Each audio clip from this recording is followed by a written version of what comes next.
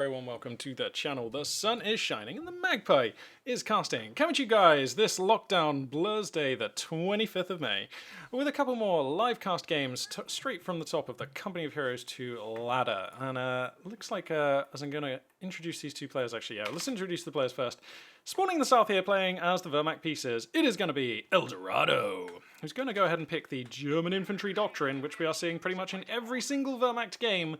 He's going to go ahead and pick that one straight away. And spawning in the north, playing as the United States forces, picking the Recon Company commander. It's going to be Freikorps von Lützow.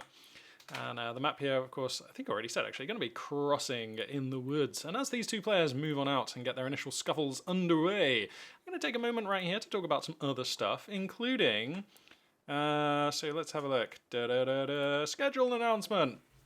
Alright, thought it would be a good idea to actually have something of a kind of regular casting schedule. So I think this week, seeing as how I'm still in lockdown, I'm just going to be casting at midday UK time. So that's 1100 hours GMT, and a quick search of Google can tell you exactly what time that is in your local area. So yeah, if you fancy hanging out and catching the streams live on Twitch, you can find Magpie842 casting live CoH2 games every day this week, Monday to Friday, at that time down there. Yeah, professional streaming. We did it. Cool. Alrighty, let's go ahead and go back to Company of Heroes 2 here. Boop. So, looks like a fairly... Actually, no, you know what? INR Pathfinders are out, so this is already a kind of slight departure from what we might usually expect in a game. How much are these boys? 290 manpower. They get the Springfield rifle, which is pretty much the closest thing United States forces are ever going to get to having a real sniper rifle. And they also get the the beacon that they can set up, the decoy barrage. Oh, that's pretty cool. This is actually something that I did not know that they could get. Just bear with me 2 seconds. Okay, there we go. Yeah, which is actually something that I didn't know that they could get. Sorry, I'm just it seems like my sound levels are a tiny bit off, so I was just adjusting them on the fly there. It's going to be a relatively standard opening here for Eldorado Infantry Company, as we're used to seeing when Wehrmacht players go for the Infantry Company doctrine. And there's an MG42, which is pretty standard and also just quite strong on crossing in the woods. So that's pretty cool stuff there. And yeah, so what else is going on? Oh, that's right. Yeah, now it cannot have escaped everyone's attention that the webcam that I use is like really bad. And that's because it's not a webcam, it's an iPhone, a really old iPhone, which I'm kind of using as a webcam because I was just like, it's a device with a camera, right? It's the modern world, surely I can just use that as a webcam. And whilst it does technically work, it is kind of terrible. I can't mount it on my monitor, so the angle is really lame. It's like right in the way of the desk and all the other stuff I want to be doing. The image quality is terrible, and about every half an hour to an hour, it just freezes. The image just freezes. So that's pretty terrible. So I've ordered a pretty decent, apparently, webcam. A budget conscious, but pretty decent webcam. And that's going to be coming in the days to come. So that's really cool. Thanks, Jeff Bezos. Nice work. And so yeah, I'm looking forward to having like a better webcam, like just a proper webcam moving forward. So that's pretty cool. And yeah, I don't know what else has happened really. It was a pretty quiet weekend for me here. Lockdown still in effect. Did have a lot of fun, and I was able to rest up as well at the weekend, so that was really nice. Animal Crossing still kind of heavily supplementing my mental health these days. Thanks, Nintendo. So yeah, that's really cool. Still bringing me a lot of joy is the crazy cute little Animal Crossing game. That's actually just a ridiculously well-crafted game, actually, if I'm honest. Like, it's just suspiciously incredibly well-crafted. It kind of blows my mind how good that game is. So, there's no particular spice so far from either of these two players. Looks like it will be Lieutenant Tech for our United States player, as we're pretty much used to saying. I would say Lieutenant Tech is probably like 80% of the meta. Like if I was giving odds, I would say it's probably 4-1 that you would see Lieutenant versus Captain Tech first out of American players these days. And I don't know, this is a discussion I've had on the YouTube channel a little bit sort of over the last month or two. And I think that actually American Tech is really difficult to balance between Lieutenant and Captain. Those 6 units are very hard to split in a way where it's just not kind of a no-brainer as to which one you're going to be going for first. And, you know, through phases of Company of Heroes 2's history, we've seen Captain Tech be the go-to tech because it gave you the Stuart and things. But now, with things being reshaken up, the combination of Stuart and 50 cal is kind of too good to pass up. Donk! Little rifle grenade coming through here. Nice hits. There's a possibility of a squad wipe here on the back of that. This is a very low USF squad going across negative cover right now. No focus fire comes down. The MG42 manages to kill. Oh, he gets them! MG42 and a KAR round going to put the KO blow together on that rifleman squad. Nice. Able to put together a sweet early game squad wipe, just with a little bit of awareness and a little bit of initiative and a little bit of know-how. Rifle grenade into nice cover from MG42 and the Grenadiers there to put together the kill. And that is a bitter blow to be dealing to your USF opponent at this stage in the game. I reckon Eldorado can probably ride this wave of momentum to have a pretty good early game. And anytime you can have a good early game against USF, particularly as Wehrmacht, you will jump on that opportunity because, I mean, let's be honest, I think Wehrmacht players generally pretty used to being sort of bullied around by USF in the early game. So that's pretty cool. Some hero riflemen here out in East, going to decap the fuel, prevent the income there for Eldorado. So Von Lutzu doing the best he can here, some sort of guerrilla rifleman going to be trying to sort of mitigate the advantage that Eldorado has gotten off to as best as they can. But this should still be a pretty good start for our Axis player. So it was going to be a Stuart coming out here. That actually makes sense. Eldorado does have the like of the mechanized company. Panzer Grenadiers are here. Access to the pack gun has been granted, and I imagine we're going to see the pack gun to not die that is pretty much necessary to be on the clock around about the 7-minute mark if your allied opponent has had access to anything resembling a normal amount of fuel. Actually, it's going to be a 222. Okay, interesting. This is broadly acceptable. I'm not sure if I think I do prefer pack gun first, but that's because I'm sitting up here in my caster chair and I know exactly what the Stuart timing is. But I just think that Wehrmacht players usually have to be safer rather than sorry. I mean, we see Wehrmacht players get punished all the time on the ladder for not having the sufficient anti-tank resources to meet the allied light tank that usually comes out, whether it's a T-70 or a Stuart, at the correct timing. And yeah, I mean, he's going to have the 222, he's going to have Fausts on his Grenadiers. You can get stuff done with that, but it's not scary. As an American player, this is kind of what you're hoping to see. This is almost a best case scenario for the Stuart, which is, without a doubt, going to be the kingmaker on the field as this game goes on. Good morning! Hello, Datin Calandor. Nice to see you in chat there, bro. Welcome aboard, my friend. For those of you who have just joined, actually, I did announce right at the start of the stream, for this week, Monday to Friday, I'm going to be casting at 1100 hours GMT. That's 1200 hours British Standard Time.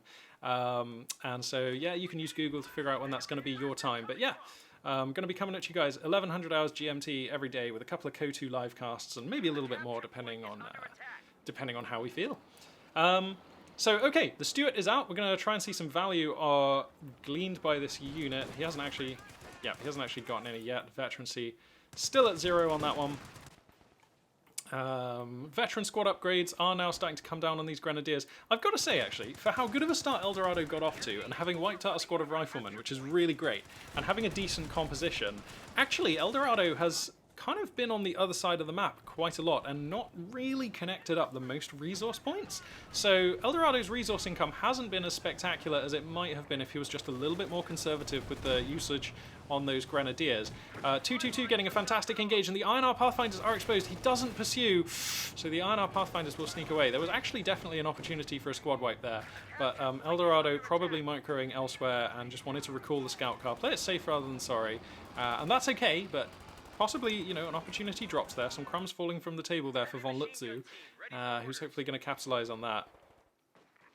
Oh no, it's that weirdly underwhelming game German doctrine again. Yeah, it is. Yeah, it is. I was just saying earlier on in the cast, we are seeing it kind of ubiquitously taken by Wehrmacht players at the moment. It is the hotness in the meta. People are loving it. And as I've said on the channel and here on the stream before, I'm still not 100% convinced that it's what Wehrmacht players should be doing. Certainly not this often.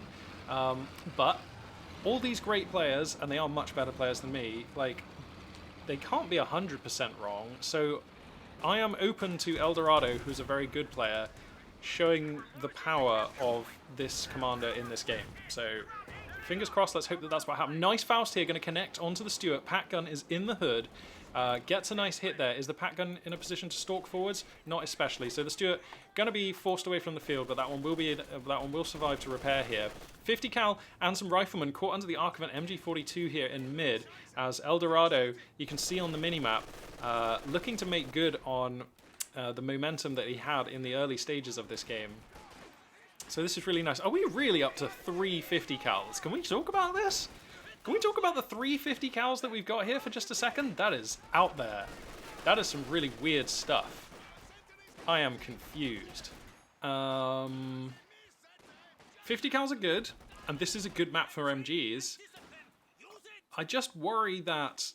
I mean, 50 cals are obviously a 4-man squad, and being a weapon team, they have the incoming received accuracy increase, so they're basically more fragile than even a regular 4-man squad. So basically, these squads are quite easy to kill. 5-man grenadiers, even 4-man grenadiers, panzer grenadiers, all this stuff can shred a 50 cal squad if they get a good engage. And you know, the 50, and this is what I mean, panzer grenadiers here getting on top of the 50 cal. Looks like the Stuart will be here to screen them off for now, so that's good. But all of these 50 cals also represent a potential liability, because if you lose them, the Axis player can grab them, and that would be quite the pickup right now for Eldorado. To grab a 50 cal into the roster at his opponent's expense that's quite the swing in power. So this is quite a brittle composition with just one squad of riflemen. He's actually lost the lieutenant at some point in this game as well, which I missed. So yeah, that's kind of rough. I mean, yeah, Datton correctly pointing out, if you're going to counter an infantry-based doctrine, then 350 cals has got to be the way forward. I agree with you. 50 cals do counter an infantry-based doctrine, but I think 3 of them, 2 is fine. 2 I'd be totally happy with, but 3 I think is actually presenting your opponent with a bit of an opportunity. It's giving your opponent some vulnerabilities to work with there. If you had 2 of them and some more riflemen, I think that's a more synergistic and well-balanced composition, but that's just my feeling, and I might well be wrong. 222 going to come through here, taking a nice dive onto a stricken Stuart. Looks like the crew will jump out, but Eldorado quick to re-micro the gun on the 222 onto that target. He is going to pick that one up. Veteran rifleman connect with the anti-vehicle grenade, breaking the engine on the 222, but I don't actually think there's anything else here to capitalize. Actually, the 50 cal can probably put together the kill here.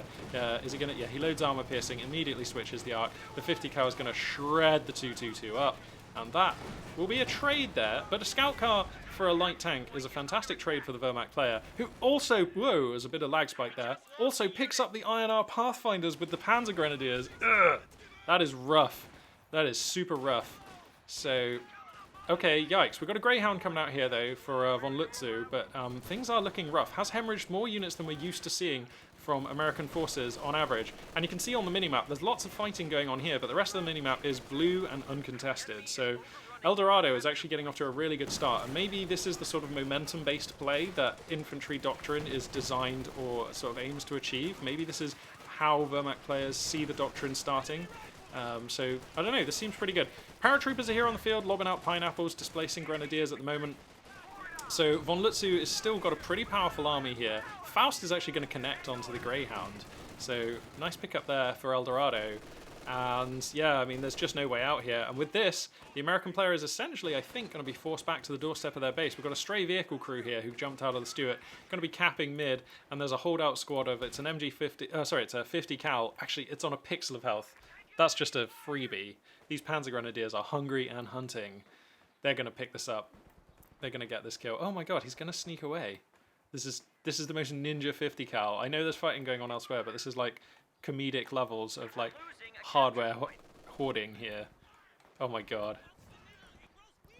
Oh, he's actually getting away with this. That's so crazy. Alright, keep an eye on that on the minimap. There's actually a more important fighting going on elsewhere. Incendiary rounds come down on an MG42, finding a 50 cal under the arc, butchering the crew on that. And that's what I mean. These squads are just really weak. It's so risky to use them as frontline units. The Greyhound is going to come through here, but there is a Pat gun. Actually, no.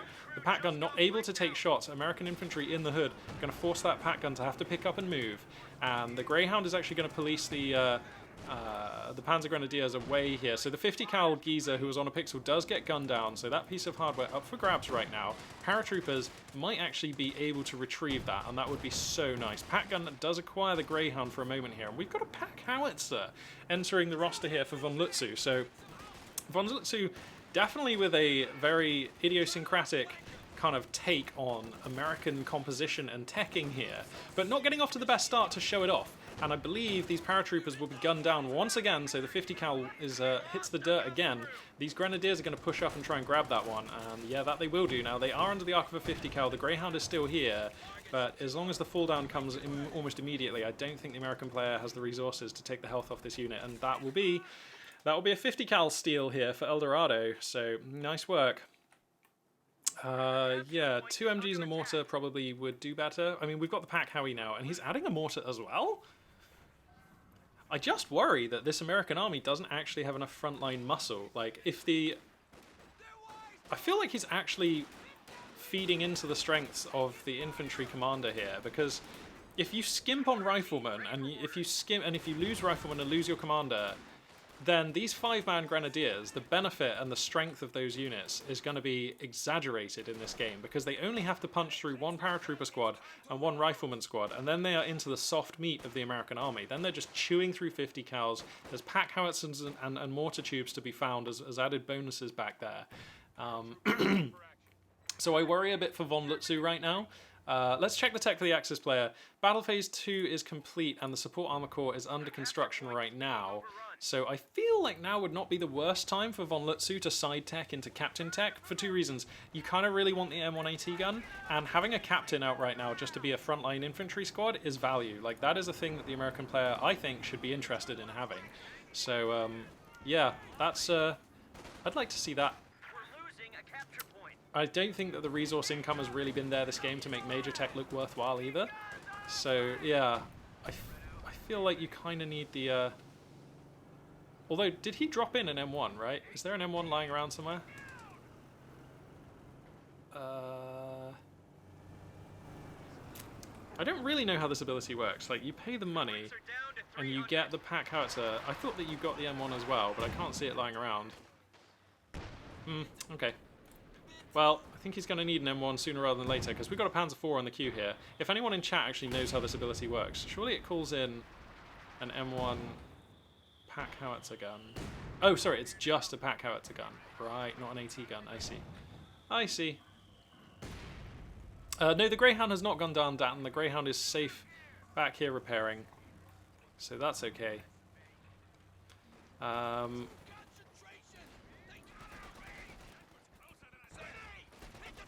50 cal in a lovely position here, going to be catching out the Stormtroopers. But I mean, the problem, which is in the post, is definitely still the Panzer IV. There's no real answer for this at the moment. Paratroopers here going to sweep on in and displace the Axis infantry. The 50 cal is forced to move by these pioneers, which is a little annoying. But I mean, if I crack the tactical map, you can see the story. The Axis player still has control over the midline of the map, still has double munition, which is super important, especially for German infantry doctrine. And there's about to be a Panzer IV. I mean, here it is, actually. It's going to hit the front here momentarily, and there's no real answer for this Panzer IV. I mean, the Greyhound can try, but it will not succeed. Definitely not by itself. So now we need an M1AT gun. And now I'm really feeling like Captain Tech would have been really useful.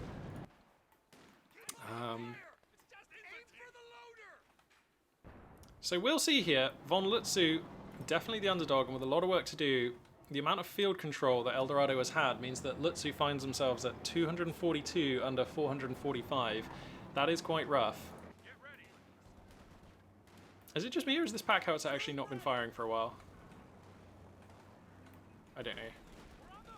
I feel like I haven't seen very many Pack Howitzer shots coming out.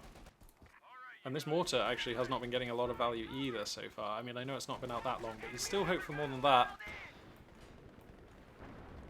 Wow, the Panzer IV comes in to snipe the ambulance. Wehrmacht players are getting really good at this. And it is going to be Captain Tech, awesome. Wehrmacht players are getting so good about knowing exactly when they can just come in and snipe the ambulance. So yeah, that ambulance will get destroyed by the Panzer IV. Just more value being obliterated here by Von Lutzu.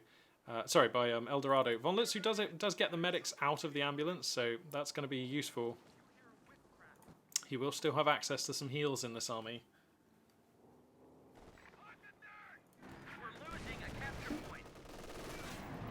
But what do you do? He doesn't actually have the manpower for the anti-tank gun yet, either. So he just has to somehow endure against this Panzer IV, which is like kind of unkillable. It just gets to go where it likes and kill what it will, and that's a fantastic position for an Axis player to be in. The Greyhound will come in here and try, but it's just kind of, whoops, outmuscled and outgunned. This mouse is just kind of crazy in this game. Yeah, it will be outmuscled and outgunned here, this Panzer IV. Gonna take no prisoners. I believe that's the, what are these called? The M83 cluster bombs coming down here, but El Dorado on top of the micro saves all of these units from most of the damage. And Von Lutzu is going to choose this moment to GG out of the game, and I mean, you know, if you're playing for $2,000, you could definitely stay in this game. If you look in the top left, look at the top right, look at the scoreline. This is not a 0% for the American forces to win, but it's not far off. This has been a pretty awful game where Von Lutzu has been getting the worst end of pretty much every trade and every fight. And El Dorado finally taking a win with German infantry doctrine on the ladder, which we've not seen for some time now. So what can we say about German infantry doctrine in this game? I'm going to switch back to the live game lobby and try and find another match here. But what can we say about German infantry doctrine in this game? Well,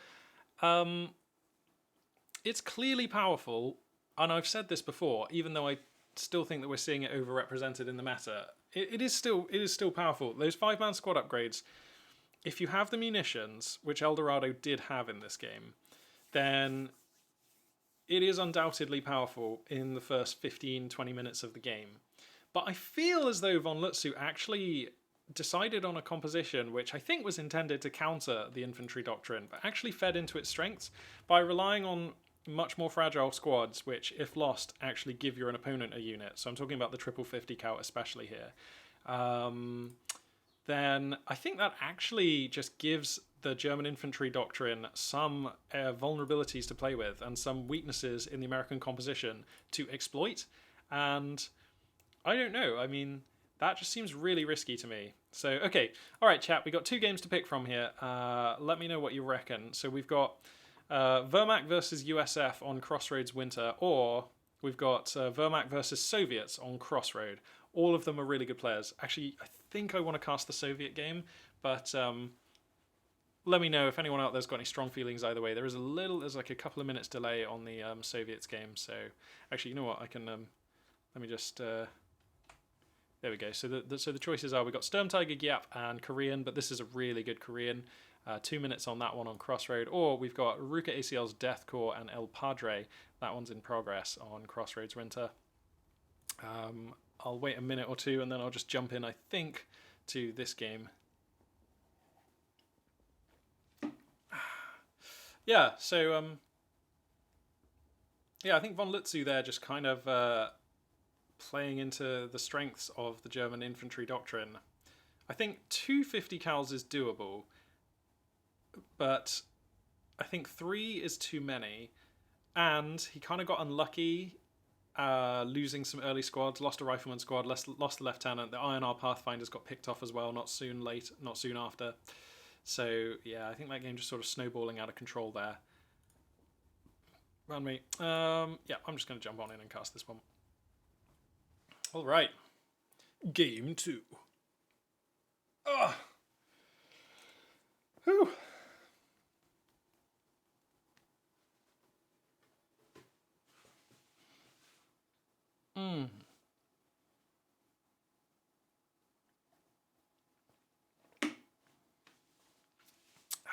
All right, look at this. Sturm Tiger Gyap is a Wehrmacht player who is not... Oh no, he does have German infantry doctrine. Damn it, for a second I thought that was not German infantry doctrine. It is. Alrighty then. Well, we'll see if that's going to be the pick here. Spawning in the south, playing as the Wehrmacht pieces. It is none other than Sturm Tiger Gyap. And spawning in the north, playing as the Soviet forces. It is going to be Korean. And Sturm Tiger Gyap here is, yay! We got ourselves a Wehrmacht game and it's not German infantry doctrine. Woo! So it's going to be Strategic Reserves Doctrine. Those are the abilities there on your screen. Assault Grenadiers, Panzer IV Alpha J, Breakthrough Equipment, Mobile Observation Posts, and the Tiger Ace later on in the game. For Korean, it looks like the 3 commanders we have on the roster, that is the Partisan Doctrine. Huh. It has been a hot minute since I've seen Partisan Tactics. Actually, I think I actually have no idea what partisans are up to in the meta at the moment. Are they good? Are they bad? What has the community balance team done to them, if anything? I have no idea. So I am kind of excited to see the partisan doctrine. Let's just have a look and see if there have been any changes. So you still get the radio intercept, you get the partisan troops, the partisan tank hunters, the spy network, and mark vehicle. So I believe those are the same 5 abilities that this doctrine always used to have. And we've also got urban defense tactics and Lend-Lease doctrine on the roster here for Korean. So a nice mix of commanders. Interestingly, there's no IS-2 or ISU-152. We have a KV-2 commander on here. So yeah, I don't know. I feel like the majority of Soviet players, it just feels nice and comfy. It feels safe having an IS-2 or ISU-152 commander on the roster. I don't know why. It's just a comforting feeling. Maybe that's just me. But I don't like to play without access to one or both of those units. I just really like Soviet stuff that makes huge explosions. Maybe I'm a bad person. Looks like we've got Assault Grenadiers moving out onto the field here, so Sturm Tiger Gyap will be making use of the advantages provided to him by this commander. And yeah, I think one squad of Assault Grenadiers supporting an MG42 and some regular Grenadiers. This is how I prefer to see Assault Grenadiers used. I think sometimes we see players just run out there with kind of like 2-3 squads of Assault Grenadiers right in the earliest stages of the game, and I think that's risky. I think you get countered super hard by like MGs with support, and I also feel like Assault Grenadiers, although they scale better than they used to, they are still not great in the 15 minutes and later stages of the game. They just don't really scale very well. The more units there are on the field, the more sophistication and technicality in your opponent's army, the harder it is to bring the advantages of Assault Grenadiers to bear. So yeah, I think this is a really safe way of using Assault Grenadiers. I do like this. You can use them as a much more durable unit because they do come out with 5 men straight away, which is very useful. So you can use them to sort of take the heat for your Grenadiers and let your MG42 do its work. So yeah, what I'm saying is I like this. This is a sweet composition. I'm liking it from Storm Tiger Gyap. This is cool. It's going to be Techless Quad Conscript opening here from Korean, who, if I crack the tack, you can see has taken some nice fights on the map already and is pushing forwards into the south half of the map. Conscripts out here in the east are going to run into an MG42, so they will know about that one and its positioning. But this is actually probably the best place for the MG42 to be. If you see it over there, you know that you can probably take a fight in mid against, if it's just Grenadiers, you can probably take that fight just by outnumbering with Conscripts, Moistened Gants blasting away from every angle. These Grenadiers are in nice cover, and at this range, this is actually quite a good fight for the Axis player. Assault Grenadier is going to be coming on in here from the west, displacing the Engineers. And if they want, they can push up onto this building and get up close to do some damage through the windows. But it looks like Gyap is just quite happy here to sit and trade in heavy cover, and that is absolutely fine. Flamethrower is going to finish up on these Engineers, and that is going to be a nice one for this fight. Actually, on the Flamethrower, finishing up on the Pioneers as well. So everybody having to kind of start leapfrogging around between cover. Flamethrowers do like really good damage to units that are in cover, for those of you who don't know. So that's going to force everyone away, but if that is some horrendous burning sounds, Christ. If Korean can push forwards onto this point, then we will have a cut-off established, and that'll be some value. Hey, A-Game, good morning, buddy. Nice to see you in the chat there. Thanks very much for tuning in today. I notice I never check the bulletins. Do they just not matter? It's not that they have 0 in-game effect, but it's that they have so little in-game effect on average that I don't usually bother checking them now. They are kind of window dressing at best. In fact, to be honest, I think even calling them window dressing is an exaggeration. We can have a look at them though. So for example, this one here means that the Grenadier's Panzerfaust has 7% increased range. That is not nothing, but it is so slight that the odds of that actually making a difference in a game, I don't know, it might.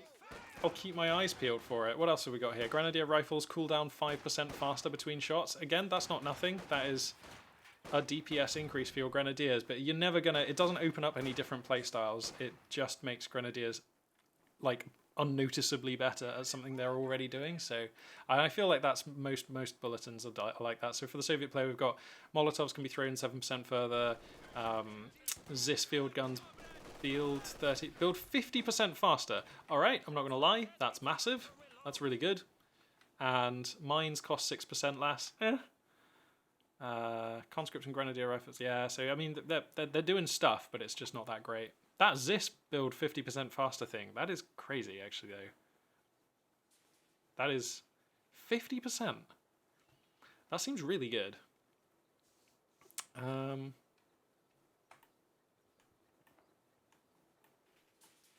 Yeah. A-Game in chat talking about changing the hotkey for tactical map and then suddenly finding it really useful. Tactical map is actually insanely useful, and some of the best Company of Heroes 2 players that I know, some of them never use the tactical map. Some of them spend more than half their time in the tactical map, and it is a viable way of playing, and it's really good. Actually, you know what? More than half their time, I don't know if that's relevant, but they're using it constantly, is what I mean, to navigate around the map and keep track of all their units. And it's a really useful tool if you're playing. It just gives you... It's like the satellite view for this game, isn't it? It's like the sensors manager of Company of Heroes. So yeah, it's great. It's really useful.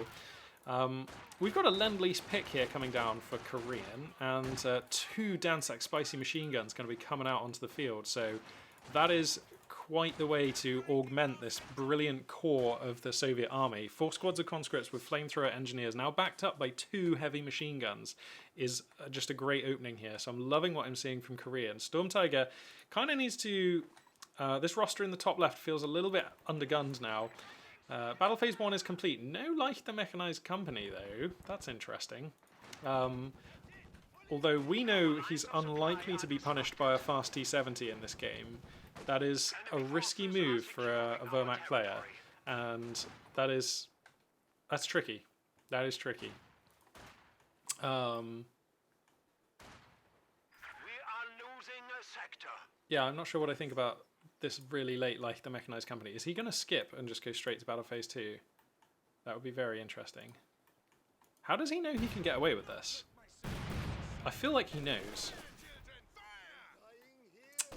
I mean, I guess he knows it's Lend-Lease now, right? Because you see the Dansaks, the Dushkas.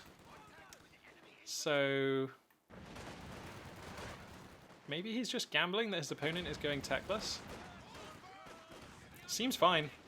I mean, it's working in this game. It looks pretty smart right now, but I mean, if there's a T-70 coming out in a split second, it stops looking so smart. Anyway, Molotovs have been finished here for the conscripts, and this Molotov actually finding a lot of value, so that's pretty nice. Going to be a 251 half-track here for Storm Tiger Giep, and one has to think that that's going to have the flamethrower upgrade put down on it, so he's going to have a really nice unit for countering these MGs in just a second here. Is anti-vehicle grenade research coming up for the conscripts? Let's have a check. Not yet. So that's interesting. Okay.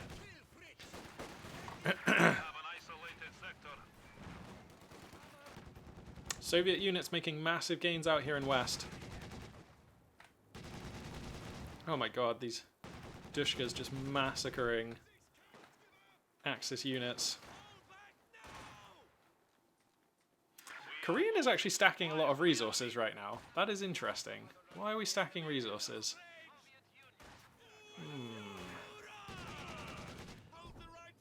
I'm not fully sure I understand this. Throws down a tech building at last, and it will be a support weapon Campanile. That's good. I know you can play Soviets techless, and especially with Lend-Lease Doctrine, I know you can.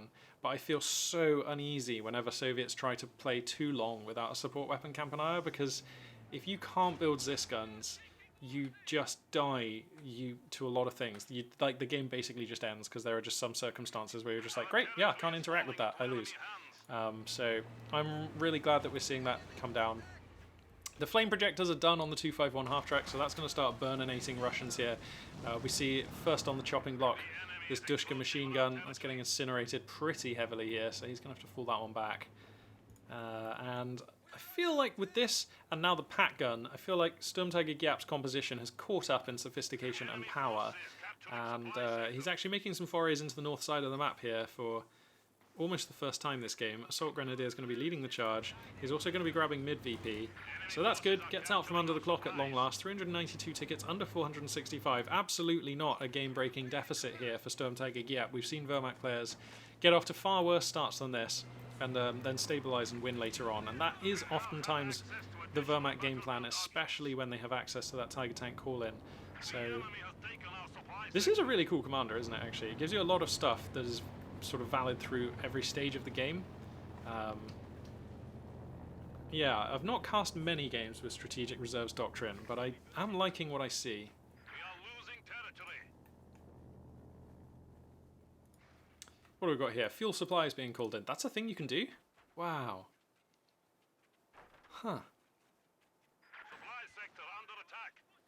That's pretty cool. How much are these fuel crates worth then? That's what I want to know. Alright, so he's on 73. We have cut off a sector. Let's just keep an eye on this. I mean, I'm sure he's going to pick them up with the conscripts. There we go. So it's 10 per box, so that's 30 he just got. So that's 100 munitions for 30 fuel. I mean, that seems fine, especially when you are stacking munitions to this extent. Did we get anti-vehicle research? Oh, that would be a nice thing to have, especially as your opponent has this flame half-track running around the countryside, burninating your dudes. So I would like to see that come down. He has enough stuff. Oh, wow. Whoa, I totally did not notice that he'd built a mechanized armor camp on our air. That is fast. This is going to be a fast T-34. Okay, I like this a lot. This seems great. Let's just quickly check the tech for the Wehrmacht player here. Yeah, so Battle Phase 2 is just coming on. So this T-34 is going to be quite good. I mean, obviously it answers pretty much every single unit. Most significantly, this flame projector half-track. Just has to look out for the pack gun. And if somehow Korean can take an engagement where the pack gun gets caught out of position and is taken out, then this T-34 will have, like, insane momentum in this game. So that's going to be interesting to keep an eye on. Sturmtiger Giap has a weakness here. If he loses this pack gun, things are real bad. So here comes the T-34, and we'll see what Korean can get done with this. Dushka machine gun recapturing in west, various Soviet troops out there as well supporting it, capping ground. The scoreline basically closed up. A little bit of a triple cap was established for a brief window there for Sturmtiger Giap, and that's really nice to just draw even on the scoreline. Anytime we can do that, especially as Wehrmacht forces, that's got to feel good. 30 more fuel coming on in here for 100 munitions. Nice. Going to be buying that one up. So Datton suggesting that this is going to be for an extremely quick second medium tank, another T-34, and that would be great. I think T-34s, if you can get them as early as this, then I really don't hate building multiples. Like, often on the channel, I think people have heard me criticize Soviet players for going too hard into T-34s, and especially in circumstances where it doesn't seem like the right unit to get. But what we're seeing in this game is really different from that. These T-34s are... Whoa! Nice kill! Wow, the Dushka machine gun using the AP ammo just absolutely shreds the flame half-track. That is a real nice pickup to have gotten. And now the T-34 can run rampant. There's combat going on in the east of the map as well, as an MG-42 is going to hold off a Soviet wave. And the T-34 is just going to keep pursuing here. The pack gun is still traversing through mid. So if Korean is really smart about this, then he can use the mobility of the T-34 to exploit the fact that Sturmtiger only has the one pack gun. To be honest, with this T-34 being this early, I think Sturmtiger should immediately buy a second pack gun, because you can lose a pack gun so quick. The T-34 thinking about coming in on the pack gun, not going to in the end. Will get shot up quite a bit for it. Second T-34, indeed, as Datton predicted, is going to be the choice. And this is nasty. This is rapid T-34 production. I also think that Korean could benefit from a second engineer squad. Now having two T-34s at this early juncture, you really need those repairs to be coming down. A mine detector also would be very useful to have, because you know, telemines are a really obvious counter to your early T-34s. So yeah, I feel like second squad of engineers would be the ticket right here. Support armor core is finished for Sturmtiger Giap, and it's actually going to be a Panzer IV, so that's pretty cool. That's actually pretty cool for the Soviet player in a way, because I mean, I don't know actually. It feels like you forced some tech and a fuel spending choice out of a player who might have liked to have hoarded those resources for a Tiger. So it does feel good. But having said that, we are so early in this game that he may well actually still have Tiger money at the appropriate time, so we'll just have to keep an eye on that. So alright, we're at double T-34. The second engineer squad that I wanted to see from Korean comes down as the next unit, so that's awesome to see. And this is going to be a very dangerous composition coming out from Korean here. I think we're going to need to see some telemines coming down. I haven't seen any telemines out yet. Oh my god, these T-34s are just running rampant. They are marauding around the map. I'm just keeping an eye peeled for telemines because they could be super game-changing, but I just don't see any, so I don't think there are any at the moment. Datton, he could go for a third tank, but then he'd be all in on that tactic. Yeah. I actually wouldn't hate an Easy 8 as the next one. Oh, sorry, it's the M4C, not the Easy 8. That is probably okay. Or, to be honest, a Katusha would heap on the pressure, and the Katusha counters the Pat gun. So, actually, oh wow, these T-34s getting set up for a potential spit roast on this Panzer IV. Korean going to play it cautiously, knows that there's a Pat gun here to support, but there was a moment there you could see Korean was angling for a beautiful fight with those T-34s. For now, falling back, so that's absolutely fine. Gets a hit on the Panzer IV. Nothing to write home about there, but always good to be looking for these opportunities. GR34 getting mixed in here for Storm Tiger. That's going to help him counter these machine guns and just be a constant source of attrition, but that is useful. I'm not sure if I'd have rather this be a second Pat gun, because I mean, I think you have to respect the fact that your opponent has so much strength in medium tanks at such an early time in the game that, yeah, going for a second Pat gun would have been really nice, in my opinion. That's just me. Okay, so if I crack the tack, you can see Soviet forces dominating the map right now. Storm Tiger back under the clock, 363 tickets and ticking. Soviet forces pushing hard here. MG42 doing its best to hold them at bay. It is going to be a third T-34 here, so Korean leaning in. This is essentially, as Datton pointed out earlier, going to be all in on the T-34 plan, and that's a little bit risky, to be honest. You open yourself to being countered pretty hard by a lot of Pat guns, and also if the Wehrmacht player is able to survive till the Tiger tank, then suddenly the value of all your T-34s just drops off. So you've got to be really careful. But there is going to be a very, I mean, 3 T-34s. This is strong at this time in the game. So it all comes down to these next few minutes, really. If Korean can get some serious work done, like take out the Panzer IV or start wiping some infantry, then yeah, then this is going to be really nice. Also, it's worth pointing out that 3 T-34s is quite a few, and we're still only at the 17 or 18 minute mark in this game. So by the time a Tiger arrives, there's easily going to be the fuel, in theory, for an Su-85. And an Su-85 with 3 T-34s to hide behind is really nice. Looks like a Soviet force going to come through onto the cutoff here. Conscripts actually grab the cutoff. That's so big. There's a Grenadier squad that's turbo low, but no Soviet units able to focus it down. But just grabbing this cutoff, slowing down that Tiger tank, slowing down the Wehrmacht teching is massive here. T-34 perhaps in jeopardy here, but no Faust coming through, it seems. I suppose it was at full health, so it would have required a double Faust to break the engine on that one. Looks like Sturmtiger Giap thinking better for spending those munitions. Panzer Shreks have come down on the Panzer Grenadiers, and that's going to be a much-needed additional source of AT damage. It's going to be a 4th T-34. Okay, well, Korean puts the cards on the table. Emma Duranki, nice to see you in chat, buddy. Thanks very much for tuning in today. Microing 3 T-34s as opposed to 2 is quite intense. Well, try microing 4. That's what Korean's going to do in this game, but I reckon he's got the chops for it. So, we're going to see, buddy. We're going to see. This is Soviet. This is like, I know we're not actually seeing the Soviet industry doctrine, but this is the Soviet industry that we are seeing. 4 T-34s. Just bruising Axis units, marauding through the countryside. Panzer IV, Pat Gun, Panzer Grenadiers doing their best to hold them off. But the tide is rising here. The red tide. And this is looking super scary. Soviet forces, machine guns dominating middle of the map. Axis forces in disarray right now. They're going to come back out, but these Danseks are still in position, so you're just going to get suppressed, bro. Assault Grenadiers doing their job here, taking the fire, recurring the Pat gun. That is value, but they immediately get flamethrower down. The T-34s are closing in. The Panzer IV desperately reeling backwards here. Cannot afford to be losing that one. That is holding the line against these Soviet mediums. Ah, it just gets completely destroyed though. 2 more penetrating hits, 1 through the front. Perhaps a little unlucky, but at that range, I mean, yeah, that's fair game. And that will be GG! Oh! Korean coming through with the quad T-34 rapid tech build there for a neck snap maneuver on Sturmtiger Giap. Nice! I like what I see. I'm trying not to let the Soviet fanboyism show too hard here, but damn, I love to see a game like that.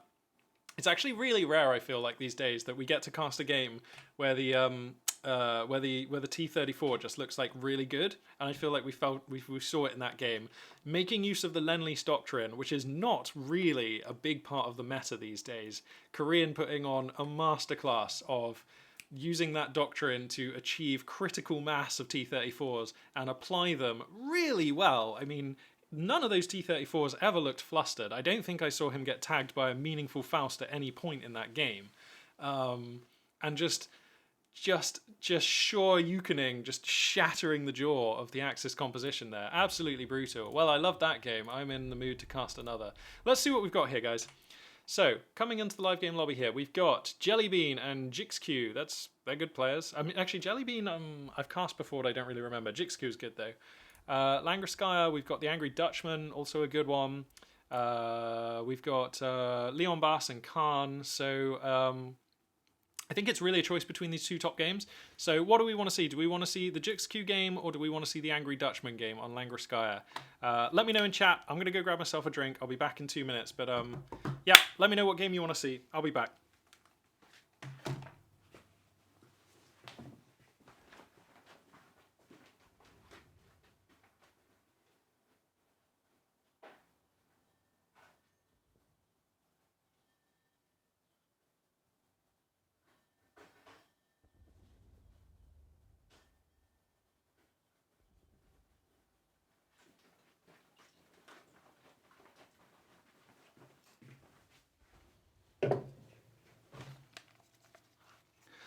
Alrighty, Angriest Goose casting in a vote for the Vilshanka game.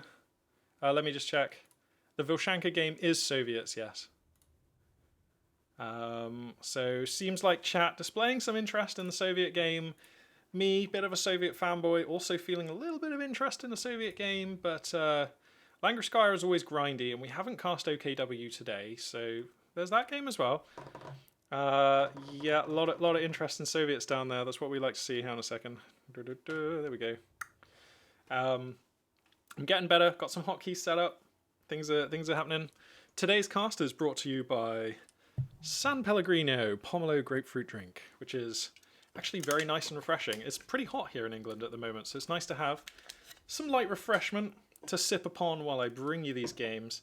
So the Vilshanka game had a 4-minute lead-in, so I actually don't think that they'll be playing just yet.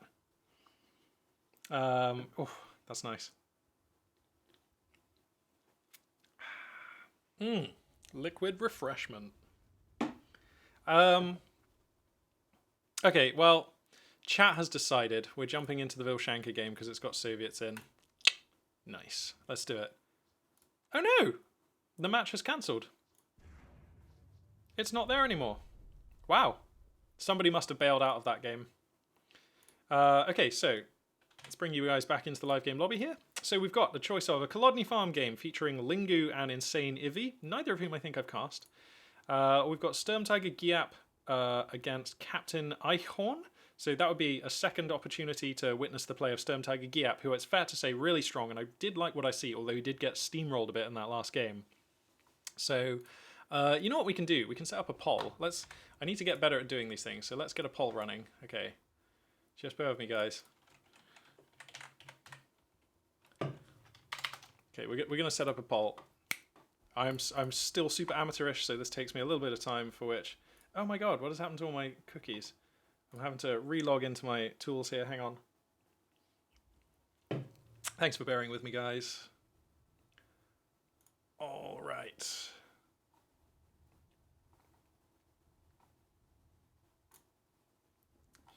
Okay, let's get a poll going. Where do we do polls?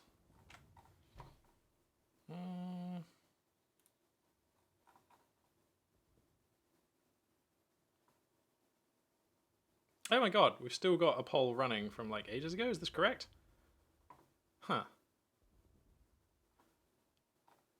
There is something weird happening with my polls right now. It's safe to say I don't fully understand what I'm seeing. Can I just click over here? What's going on with you, polls? Alright.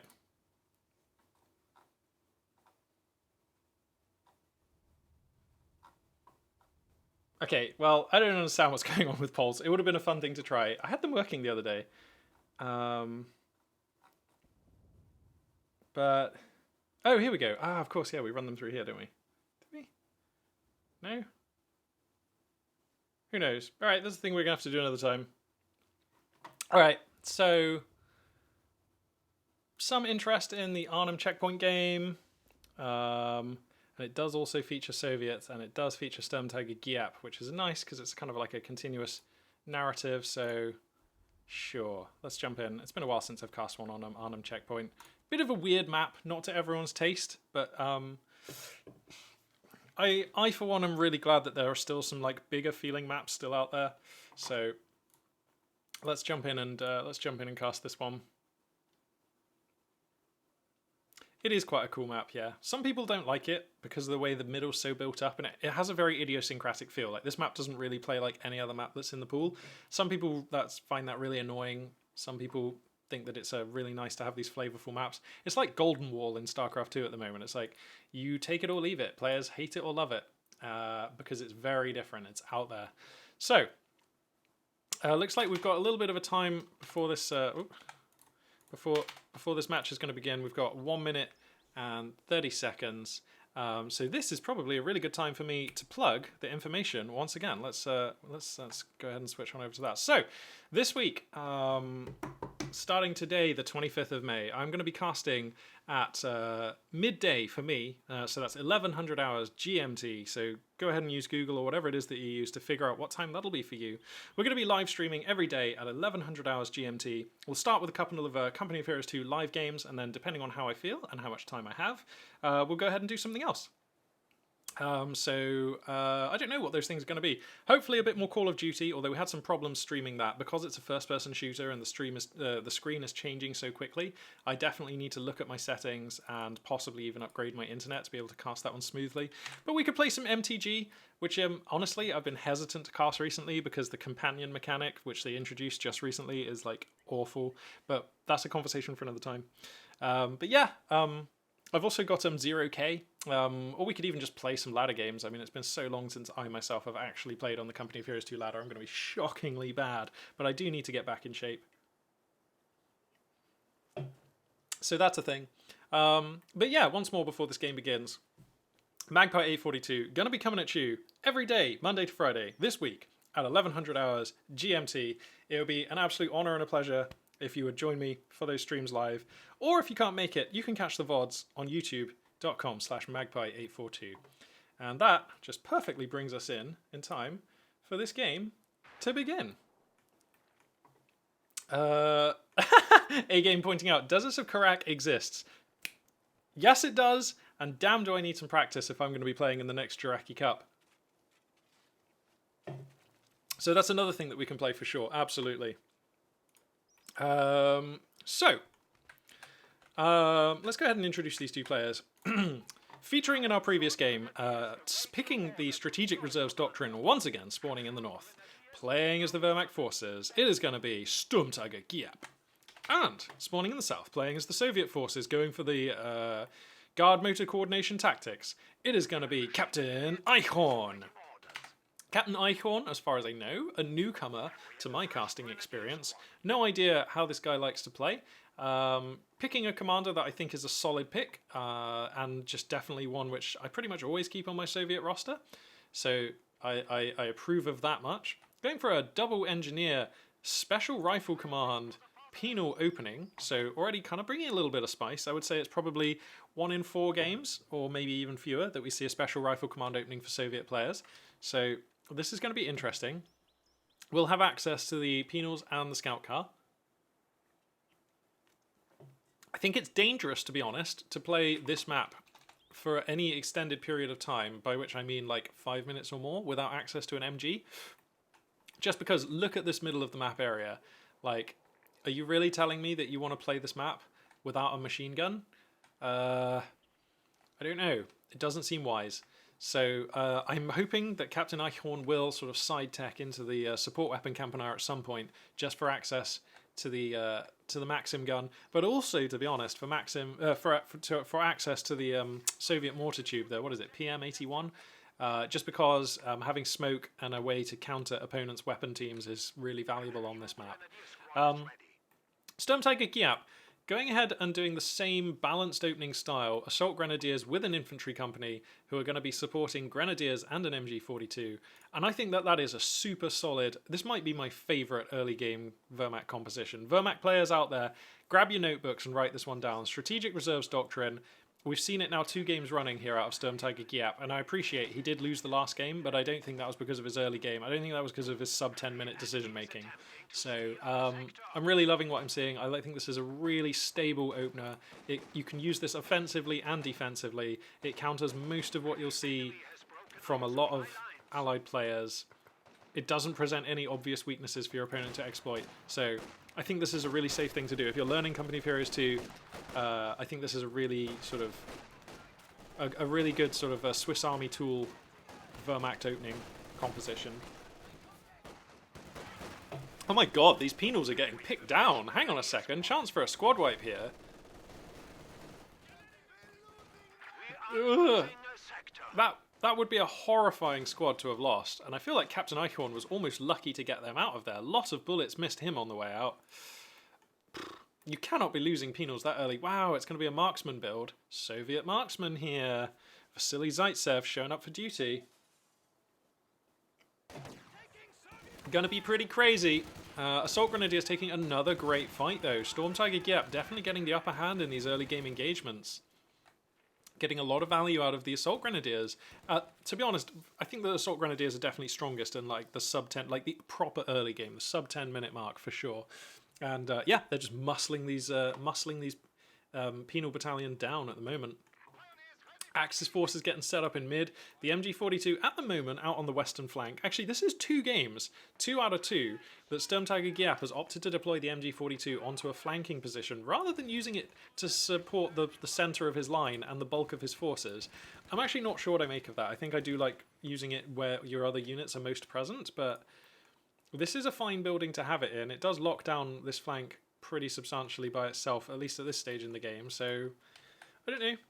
Maybe there is something to be said for that. Flamethrower comes down on the Engineers. I imagine we'll see a Flammenwerfer come down on the Pioneers. Actually, that's not under construction right now. Oh, he doesn't have the munitions right now. Okay. Okay, Soviet marksman in the hood, going to be busting some German skulls here.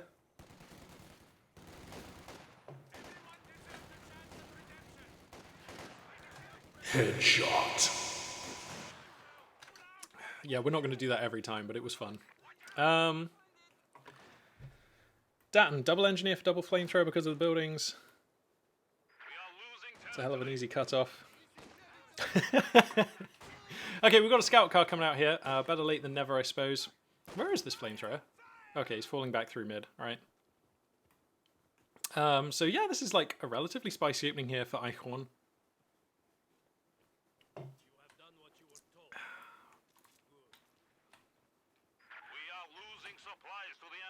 Grenadier's going to grab the cutoff here, and Sturmtiger Giap just getting off to a lovely start in this game. And I don't know, to be honest. I mean, this is... I like what Eichhorn is trying to do. Eichhorn, sorry, is trying to do. We're going for a weird composition. We're trying to put pressure on it in an unusual way. And Penal Battalion with the scout car, with the flamethrower engineers and a marksman. That is a style which we've seen Soviet players do well with here and there. But I actually don't think this is very well suited to this map. I mean, when the center of the map looks like this, and when it's a big enough map like this, I think that these units don't really have the staying power in fights to sort of really be taking engagements on a map that looks like this. So, I don't know. I mean, the jury's out. We're going to see what happens here, but I just feel like if you lose the scout car, you lose so much utility, and that is a really easy unit to lose. And the MG42 just kind of beats everything still. I mean, okay, not marksman, but... and the game has gotten off to a relatively bad start, so Eichhorn behind on income. I don't know, I'm just a little bit skeptical. I think that this kind of build is much better suited to smaller maps, because then your units, you can bring them all to bear in a much more sort of hard-hitting way, and hard-hitting is what you want to do with this kind of style, so I don't know. He's taking an okay engage here. These Grenadiers are going to have to fall back. The marksman's still busting skulls back here. snipers can't shoot out of the open top transports, right? I believe it was patched so that they can't, but they always used to be able to. I don't think they can. Anybody with better game knowledge than me in chat, please feel free to chip in. That would be super useful. But no, I don't believe in the current state of the game that snipers can shoot out of open top transports. Basically, I think the problem, or one of the problems, was Vermac players were using 250 half tracks and just putting the marksman in the back and just capping skulls, and it was pretty heinous to deal with. 222 out on the field here. Going to be policing back these Soviet units. There's actually nothing here to stop this coming in for a bit of a dive. Oh, yikes. So obviously this is really good against the marksman, who's not on hold fire. Oh no, the marksman takes a shot into the scout car, revealing its position. Now is on hold fire. He picks up the engineer squad, so that's kind of gross. And now the sniper is flustered and in the open. Why did we fall that back? Oh god, so now he's going to lose the marksman. Capturing our supplies. Oh god. This is so bad for the Soviet player. Oh no. The only Soviet unit that's on the map right now is those engineers. How did he keep that marksman alive? Oh my god. Okay, the marksman survives. So we kind of traded the 222 for an engineer squad? That is actually not the worst thing in the world for the Soviet player. I am amazed. Wow, that's a hell of a screen name you've chosen there, friend. BR4D8X. Magpie? Yes, indeed. It is I. Welcome. Good to see you in chat there, buddy. Thanks for tuning in today. Nice rifle grenade coming through here. But yeah, selfless plug once again. Magpie 842 will be streaming at you every day this week at 11 o'clock GMT, 1100 hours. You can use Google to figure out whatever that is in your time. Come join us here on the stream, and if you can't, you can catch the VODs at youtube.com/magpie842. Ding!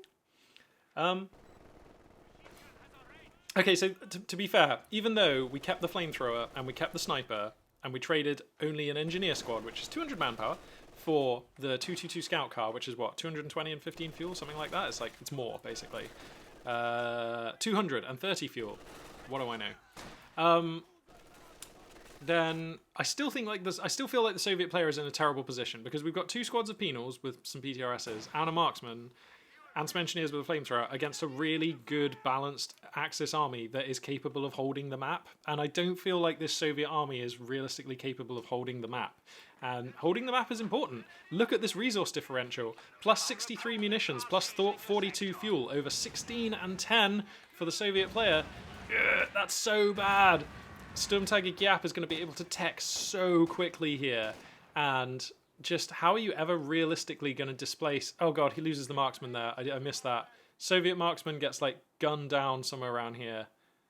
I'm so good at missing snipers dying. Ting, another Magpie trademark. But this is... And we haven't side-teched to support weapon Campanile, so we don't have Maxims on a map that is so MG favourable. We don't have Zis guns to answer the ridiculously early Axis tech that's going to be coming. I mean, support Armor Corps is building right now. He's going to have Panzer IV money in a minute, pretty much. So, like, what's the plan here, Eichhorn? I don't think a third squad of penals is going to do it, although, you know, I'm not saying we don't need them, but, like, damn, son, we're on 4 units against an incoming Panzer IV. This is going to be rough, no kidding.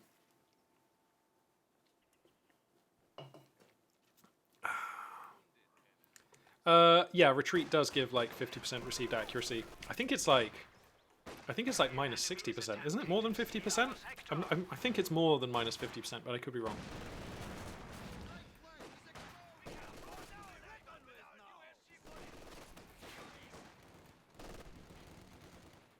So yeah, Axis forces just kind of being resurgent, just pushing all over the map.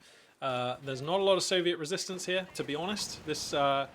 This is just kind of looking like either the plan just didn't really work for Captain Eichhorn, or perhaps, as often or sometimes happens on the ladder, this could just be a bit of a mismatch. I mean, we know Sturmtiger Gyap is a stone-cold killer. If you show any weakness or give him an opportunity, he will take it and kill you. This could just be a bit of a mismatch. I don't know. I've not cast many games from Captain Eichhorn. Some mines here going to find the Assault Grenadiers, but nothing to write home about. Toying with the idea of a 4th penal squad there for a second was Captain Eichhorn, but we're going to go with guards instead. Oh no. Where did he lose those? Okay, he lost some penals somewhere off camera. I think in this S minefield, yeah, and quit the game. That absolutely makes sense. That game was going horribly. Definitely get the hell out. Okay, not much to say about that game. It seems like possibly a bit of a mismatch, or just like Captain Icorn just kind of not had his coffee for the morning or something. Like these things do happen. So, yeah. Cool. Well, I mean, I still got some. I'm still feeling it. I still got some buzz in me. I want to cast another game. So, hang tight. Stay tuned. We're just going to jump straight into another one. Fantastic. Lockdown casting. I am absolved of substantial amounts of my responsibility, and my recreational activities are severely limited. So I am streaming, and we're going to continue streaming. So let's see what we got here.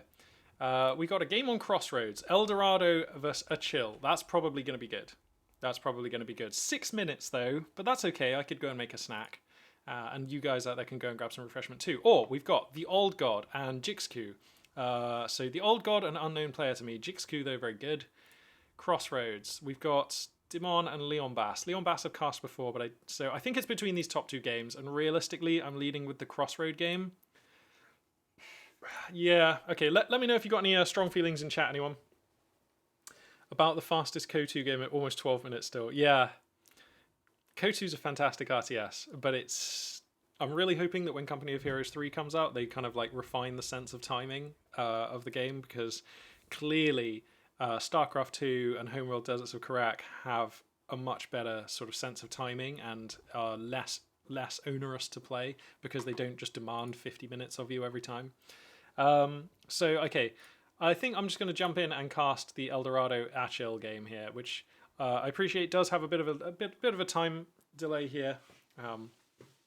So I might just quickly hop off and grab myself a little bit of nutrition to keep my energy levels going.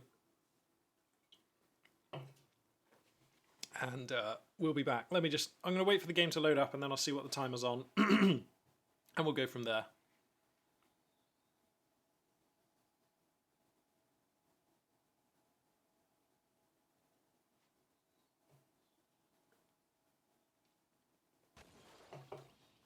Alrighty.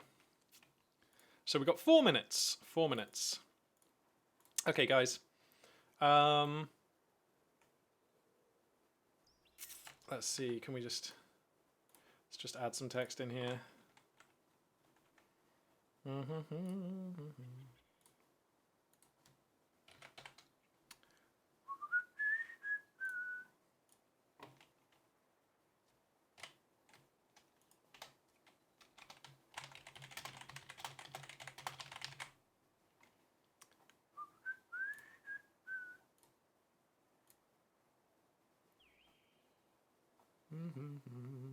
Okay, cool. Can we get an outline on that?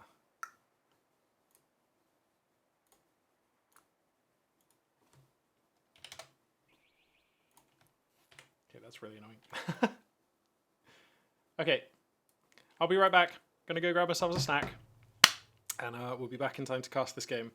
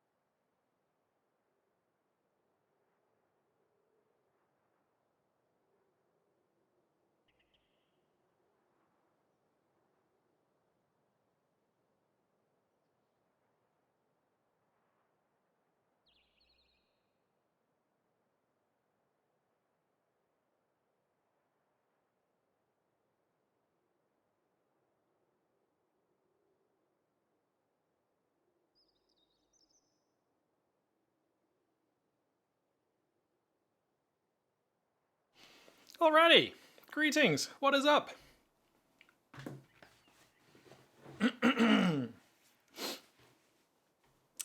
Alrighty. Okay, so we can go ahead and get rid of this now. Because I'm back. Massive lag spike? Nope, we're good. Cool. Okay, so let's go ahead and introduce these two players. In fact, I feel like doing the whole thing. I know we did it, I think, on the first cast, but I feel like doing the whole thing. The sun is shining and the magpie is casting. Coming to you guys right now with a live 1 versus 1 battle fresh from the top of the Company of Heroes 2 ladder, featuring, spawning in the south, it is going to be the Wehrmacht pieces of El Dorado. You know, actually, I wonder if we can use a little bit of voice effects to introduce our north spawning player. Playing as the Soviet forces and selecting the shock rifle frontline tactics, it is going to be a chill. Wow, okay, if those voice effects are a little bit loud, we might have to adjust the gain down. Please let me know in chat if that blew your ears off. I really apologize. But it does sound cool, huh? Look at us, we got voice effects. Okay. So yeah, okay, wow, we've got 2 rapid commander picks here, which are outside of what I would, what I currently consider the main meta. One more so than the other, so let's talk about the more interesting pick first here. El Dorado going to be coming out the gates with German Jaeger infantry doctrine. So Jaeger infantry doctrine was actually one of my first favorite commanders in the game.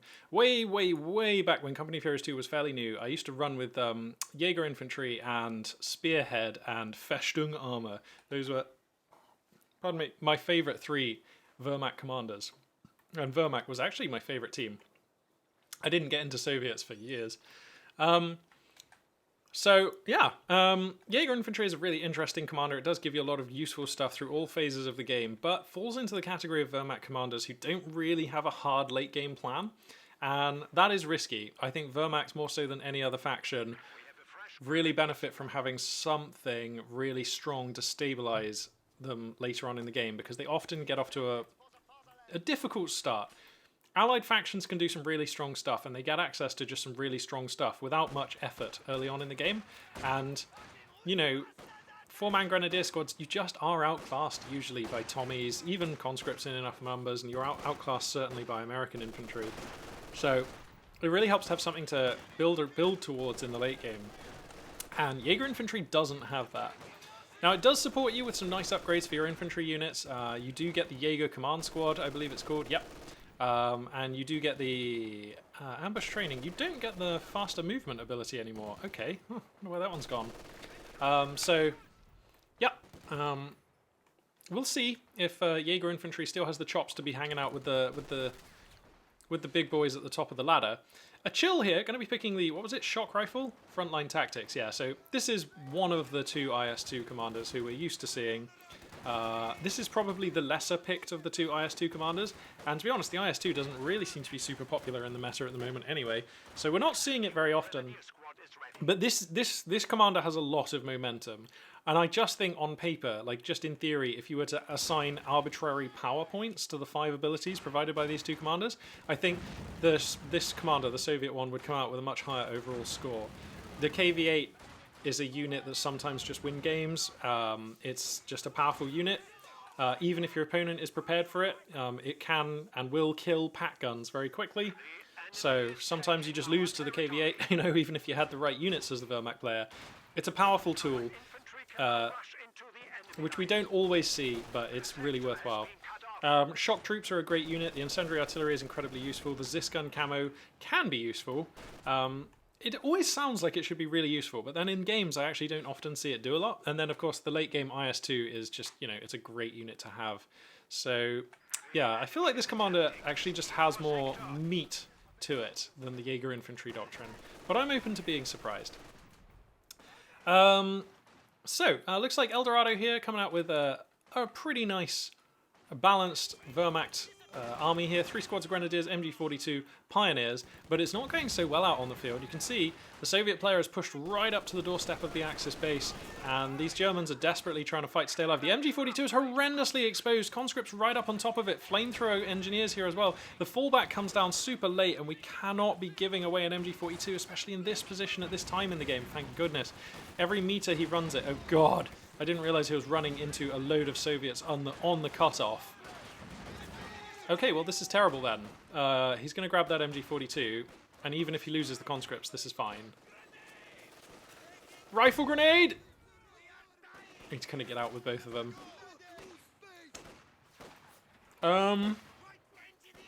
This is about as bad of an early game. Okay, look, okay, so the Soviet player didn't get the cutoff. That is the one thing I can think of that went well in that fight. Yeah, that's terrible. That's terrible. Eldorado there getting solidly beaten up by a chill who's stolen his lunch money, or where in this case, he's stolen his lunch machine gun 42. That's rough. Oh my god. He's playing Techless as well. That makes it so much worse, giving an MG to an opponent who was playing Techless. Okay, he's going to build his support armor company anyway, but it's still brutal to give an MG42 to your Soviet opponent. That's so gross. Let's see now. Yeah, Datton agreeing that that's a really bad start. Creative name, double flamethrower versus Ostia is so damn greedy. Do you care to expand on that creative name? I'd just be curious to know why you think that's like super greedy, particularly against Ostia. Is that because...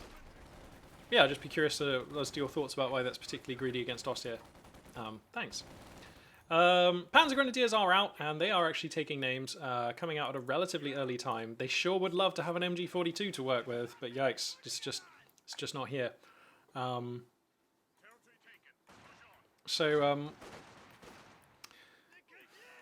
mean, we did only lose the MG42. Yeah, but telemines don't come out for a little bit. I feel like you're okay going double... Oh. I feel like you're still okay going for double flamethrower just to beat up your Axis opponent. Nice rifle grenade finds the MG42 there. Pressure coming in from the Panzer Grenadiers. How is that conscript getting that MG out of there? A chill getting so lucky with the RNG there. Very lucky. But yeah, I feel like it's okay to go for double flamethrower at this timing. You can still have a metal detector out if you really feel like you need one by the time you would need one. I mean, I know it's another 200 manpower and another squad of engineers, but it can be done. I do see your point about the telemines, though. I think for now it's absolutely fine, though. This just means that you're fighting with an MG, 3 squads of conscripts, and 2 brutal squads of engineers against an Axis opponent who has already been wounded. So I think that's quite nice. Unless you're beating the Axis player in 10 minutes, you're doomed. Not necessarily doomed, but I do appreciate that, yeah, there's a weakness there which can be exploited. So anyway, Jaeger Command Squad is out and the G43s are blazing. And it looks like Eldorado has actually managed to retain control over the south half of the map. So after the start that we saw, that is well done. Panzer Grenadiers and the Jaeger Command Squad going to help stabilize the situation, and it is mostly thanks to them that we're able to kind of achieve something relating to, or sort of looking like parity. In the east, it looks like some engineers are pushing up. They're even setting mines as they go, so this is really nice work here from a chill, who's just finding value where Eldorado is not able to defend, and that's really nice. Keeping Eldorado busy in the middle, this MG42 doing work against the Germans. Looks like a heroic unit of Pioneers managed to sneak through the lines and are actually going to capture this fuel point, which is kind of annoying. Trying to keep the fuel differential as close as possible here as Eldorado, and that is really meaningful. So that's some smart decision making there, able to find an opportunity to find some value here with the Pioneers. Shock troops get added into the roster just now, and a chill diversifying the roster nicely. Tankovy Battalion is finished, and I imagine we'll see a T-70. Those mines finding some grenadiers there, that's pretty brutal. Just all the damage that the Soviet player can find right now is kind of intensified by the fact that this has been a bad start for Eldorado, so just, that's great. Those mines trading out for 2 grenadiers, absolutely fine.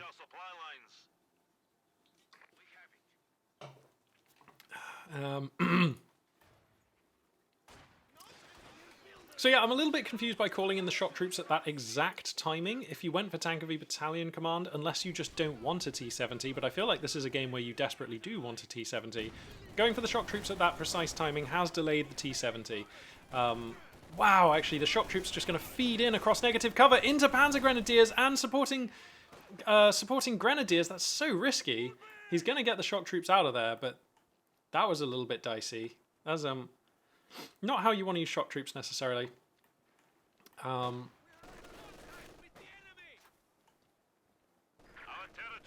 Eldorado has some work to do here. But the situation's looking okay. Maintaining control over 1 VP, maintaining access to a munitions point and a fuel point. The scoreline differential really hasn't opened up. So, actually I feel like Eldorado is getting towards having recovered from an ugly start. 222 is going to be the choice out of the Light of the Mechanized Company, and that will be useful. The Soviet army isn't actually properly equipped to punish this unit very well yet, so I imagine that 222 will be able to find a decent amount of value against Achille here. Achille, I don't think Achille is actually interested in going for the going for the T-70. It just doesn't seem like... I think if he wanted a T-70, we would have seen it by now. So I'm interested to see what they're going to do with the fuel, stacking nearly 200 now. What does the Jaeger Command Squad do? I always need to refresh my mind on this one because we very rarely see it. So it has Sprint, has Rifle Grenade, has Faust, has Smoke Grenade. At Vet 1 it gets a Recon Flare. Okay, so nothing explosive, but an interesting set of abilities. No, the Grenadiers! Oh god! Shock Troops just coming in here and rinsing a squad of Grenadiers. I mean, a lovely pickup there. You have to think Eldorado just not quite paying attention there. Those Shock Troops were able to drive all the way up, get a grenade down, and then complete the kill. And there was just no fallback coming down. So that's a little bit rough. Axis forces trying to take command of the east of the map. Looks like the 222 gets tagged by, I believe, an anti-vehicle grenade. Yeah. So that's a minor inconvenience there for the Axis player. But I mean, losing those Grenadiers, that is the real story. And now Eldorado, just when it felt like they just about stabilized, kind of back to being the underdog now. So it's like double Grenadier, Panzer Grenadier, Jaeger Command Squad with a 222 and a Pat Gun and some Pioneers for what they're worth in a fight against triple Conscript, double Engineer with Flamethrower and Shock Troops with an MG42 in support. So clearly Achille has more strength in that army. And Eldorado is going to have a pretty tough time taking fights as the game goes on. Aki HQ, hey buddy, nice to see you there in the chat. Thanks for showing up today and tuning on into the stream. It's really cool. I'm so glad that so many people have shown out today. It's really cool. The KV2 would be very devastating. Yeah, you mean the KV8, but yeah, it would be super devastating. And I imagine that's where he's going to be funneling the fuel. Mechanized Armor Campanier is up. KV8 is a button that you can click now, and that thing costs 145 fuel and 390 manpower. So that is now clickable. Yep, this is a fast KV8. Look how well Achille put this build together, man. That money lined up perfectly, moving straight towards KV8. And this has to be one of the earlier KV8s you can have coming out on the queue at the sub 13 minute mark, and will be coming out here quite soon. There is one pack gun to stand in the way of this KV8 and complete Axis murderation. So, yeah, this is going to be pretty horrendous.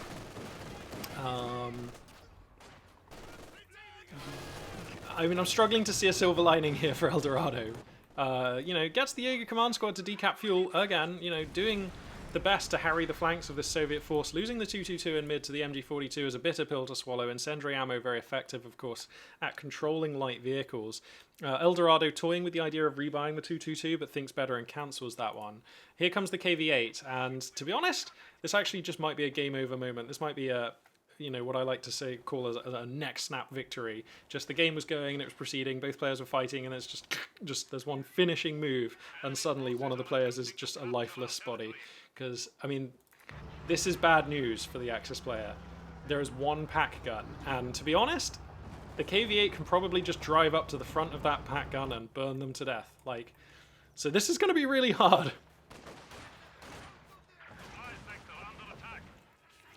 Datton says, if the wiki's still correct, the G43 still has amazing on-the-fire hip-fire accuracy. Yeah, it does. It does. It is one of the better move-and-fire guns in the game. At least according to the best of my knowledge, but I'm pretty sure it still does, yeah. So, okay, here comes the KV8, going to commit through mid here. Actually coming into the rear of the pack gun. Oh no, and they set the pack gun down just as it comes in. That actually might just be game. He sees the pack gun, go for it, go for it. Yeah, he's just going to go straight for the pack gun. Soviets. So, yeah, this is... I mean, is Eldorado just going to leave? feel like El Dorado could probably just leave here. I haven't seen any telemines at HQ, so I don't think even that Hail Mary is on the cards. And certainly there are no telemines here in the Axis base. So I'm amazed that this KV-8 is taking so long to kill the Pac Gun crew. I mean, I know it's being reinforced, but even then it's actually not inflicting super game-ending amounts of damage on the... Look at what a KV-8 does, though. It just burns the countryside. Oh, God. Desperately trying to keep this Pac Gun alive. I mean, is there a world where he's able to keep this Pac Gun running around here, gets a second Pac Gun, which is coming, and is able to Faust the KV-8 and then somehow cobble together a kill? Is there a world where that's a possibility? The second Pac Gun's about to come out, and that ought to push the KV-8 back, right? Alright, so the second Pac Gun comes in from a favourable angle. Okay, you have to leave now. He saw the second Pac Gun, right? Yeah, he saw it, so he's going to leave. Oh god! Oh god, the Panzer Grenadiers! No! Okay, the Panzer Grenadiers are safe. I feel like El Dorado managed to deflect that KV-8 about as proficiently as you possibly can. Like, that was crazy. How does he not lose any units after having had a KV-8 driving around in his base for like a minute? Uninterrupted burning. Wow. 11 kills. Ugh. Ugh. And a chill here deciding to tool up with a second Maxim. Actually, no, cancelling it. I say second, a first Maxim, and cancelling it. Okay, so we've got two Pac Guns now. Is the Axis player stable?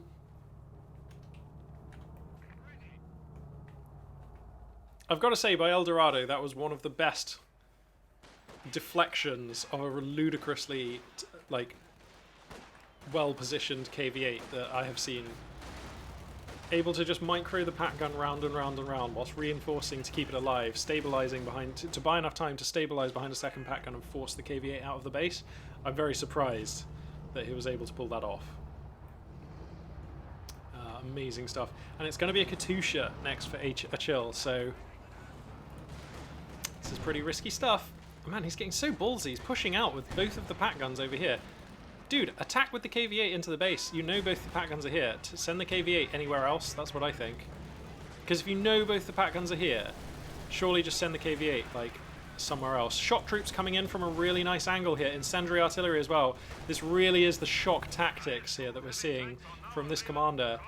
Displacing this position, shock troops coming in, getting decent damage before being forced back. The KV-8's angling for more shots, but stop fighting into the Pac Guns. Literally, this is the only place where your KV-8 can be damaged. Just drive it around the side and come in from here. Like, just be like, ah, I'm burning your dudes and your Pac Guns aren't here. I just think drive the KV-8 somewhere else, man. That's my theory.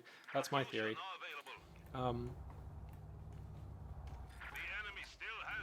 So, okay, now we've got a Katusha, and obviously this really counters Pac Guns, and without the Pac Guns, I think we are all agreed, the Wehrmacht player just dies, right? So, okay, and you know, manpower is flatlining right now. El Dorado has had to, oh my god, look at the map as well, it's just red. El Dorado has had to buy a lot of tools, like the Pac Guns. Okay, here comes the barrage. Oh my god! Oh. Oh. Okay, guys. I mean, I never said that this was a family stream, but I didn't think we'd be seeing stuff like this. I'm not sure how I feel about streaming this to the world. Damn, that was such a good Katusha barrage. He actually doesn't find the damage he needs though. No squad wipes, but it was effective. Getting a good amount of veterancy on the Katusha is really nice. He keeps engaging the KV-8 into the Pac Guns, which I don't think I agree with. Because if, again, I'll just say it one last time, if you know the Pac Guns are out here in West, just send the KV-8 round here and poke in here. Like, and then if the Pac Guns reposition, just be like, well, now your Pac Guns are in your base. Like, that's great. If the Pac Guns are in the base, you're winning as the Soviets, so that's fine. So, that's just my theory, though. Seems like it would be good, though, right? I don't know.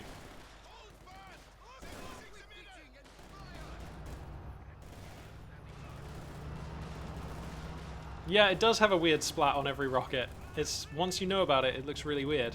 I don't know, somehow it doesn't bother me. Okay, so I believe we're just kind of seeing Eldorado get muscled out of this game, right? Yeah, Eldorado gonna GG at this time. Oof. A chill putting on a pretty gruesome display of Soviet shock tactics. And that's the thing you get to do when you play as Soviets. It's one of the many things you get to do, and it's probably why Soviets are my favourite faction. They've got so many different play styles, all of which are viable, you know, and they can be strong in any phase of the game, and they can play techless or they can tech really hard. They just have so many lines of play, and I value that. I think that's really cool. So, no second KV8, no balls. Wow, fair enough, buddy. I mean, I don't know. The one KV8 did seem to be working fine. I think he could have microed it better, but that's just me. Cool, all right. Well, I still feel like casting, so I'm going to do one last game, I think. I do have to take it slightly easy, because otherwise I just, like, destroy my voice, but, like, it's cool. I'm enjoying myself right now. Let's see what we got here. See what we got. Okay, so we've got, on Crossroads, Kanji versus Creative Name. That's probably going to be a banger. We got actual Kanji. This is like Japanese, and some Soviet guy on Crossroads again. Or we've got Jellybean and the Angry Dutchman still fighting on Langreskaya. Langreskaya can really be like that sometimes. I'm going to make the executive decision to cast this game, I think. Let me know your thoughts, chat. I reckon that the Crossroads game with Creative Name is going to be the best game here. But let me know your thoughts. If anyone feels strongly one way or the other, and maybe we could cast a different one. I'll just have a sip on my drink.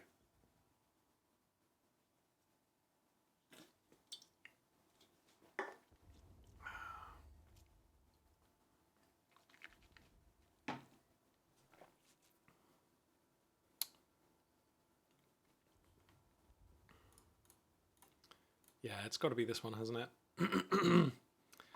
Nobody's rioting about me casting this one, so I'm going to go for it.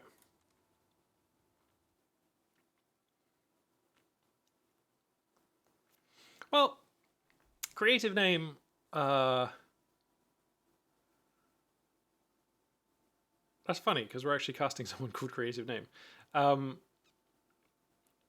The Soviet player kind of. I mean, it wasn't all in, but it was very aggressive.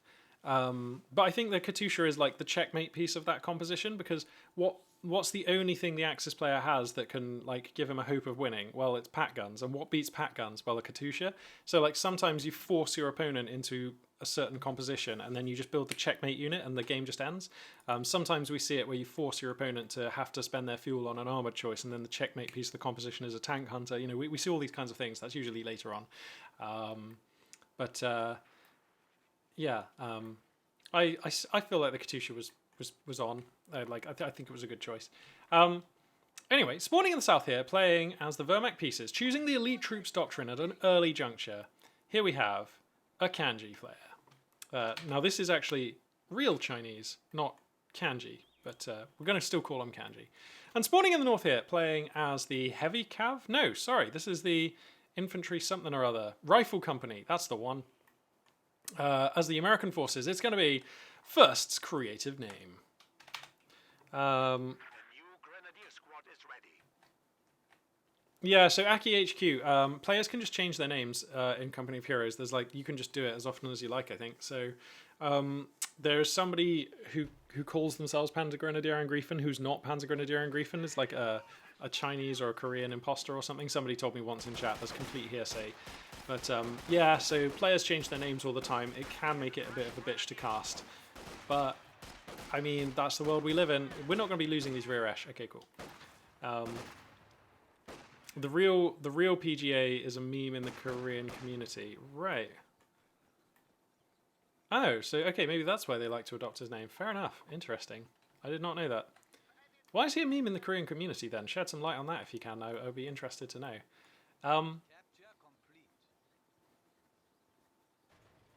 So, okay, yeah, nothing super amazing in this game so far. It's going to be an infantry company into triple grenadier build here.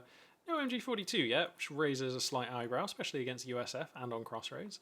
And it's going to be triple rifleman here, and then almost certainly into lieutenant tech, moving thereafter. We'll see. Pardon me, we'll see what the teching intentions are for the American player here momentarily.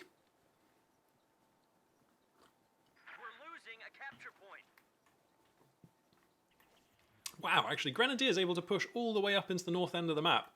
I mean, they're not actually, they're grabbing the cut-off point, but they're not actually cutting anything off right now. But this is still unusual.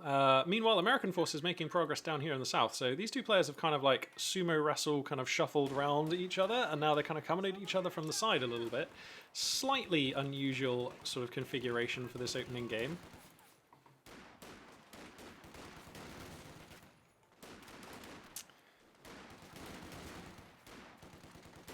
PGA God, and they really... Huh, interesting. Okay, well, there we go. Apparently Panzer Grenadier and Griffin is just ridiculously popular with Koreans. Whoops. Ah, my god, come on, mouse. That is interesting to know. Thanks for filling us in on that one, Creative Name. Preach. Are any of the weirdly high build speed bulletins in play? Let's have a check. Grenadier rifles cool down faster, increased range, conscripts and grenadiers have increased accuracy, ambulances have increased movement speed, ambulances cost less, and the Major's artillery strike costs 5 less. So no, there are none of the ludicrously fast increased build speed bulletins at play in this game. But thanks for asking, Datton. These are good things to be aware of. The lieutenant has been assigned to field ops. The lieutenant has been assigned to field ops. Okay, cool. It's going to be a lieutenant tech opener here for first creative name, which we're pretty much used to seeing. So I imagine we'll probably have a Stuart moving out as this game proceeds, and possibly an MHB 50 caliber. Still no MG, going up to quad grenadiers. That is quite ballsy against USF. I feel like it's quite hard to take a fight with grenadiers against riflemen without an MG42 helping you out. But still, I mean, for Grenadiers, that does give you a lot of mobility and a lot of poke. I mean, you can definitely take good fights against this composition with what the Axis player has here. It's just interesting not to buy an MG42, which is like one of the best things that Wehrmacht have access to earlier on, and is usually disproportionately powerful on a smaller map. And, you know, on Crossroad with the two structures in mid, often we see players, you know, really like to go for machine guns on this map. So slightly unusual composition here from Kanji, but there we go. Flamethrower going to finish up on these Pioneers. Going to be adding a little bit of extra poke to the army. And it looks like Creative Name going to be making use of their ambulance bulletins here by grabbing that ambulance for a 5% discounted price. Can the ambulance move faster? That ambulance is going to be moving faster. That is the fastest ambulance you ever saw. Look at it go. Amazing. And yeah, Kanji is actually kind of taking fights out on the map, just by outnumbering and taking smart fights where it's like 2 squads to the American players 1 and stuff like that. Riflemen here, though, do find a window to sneak through onto the cutoff point, and this is going to be super annoying. This will actually cut off the munitions, the fuel, and a couple of other points. So a nice window of vulnerability found here by Creative Name, and that will be exploited.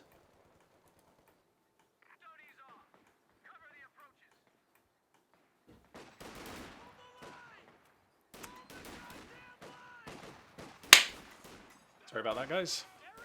A slight insectile aberration approaches.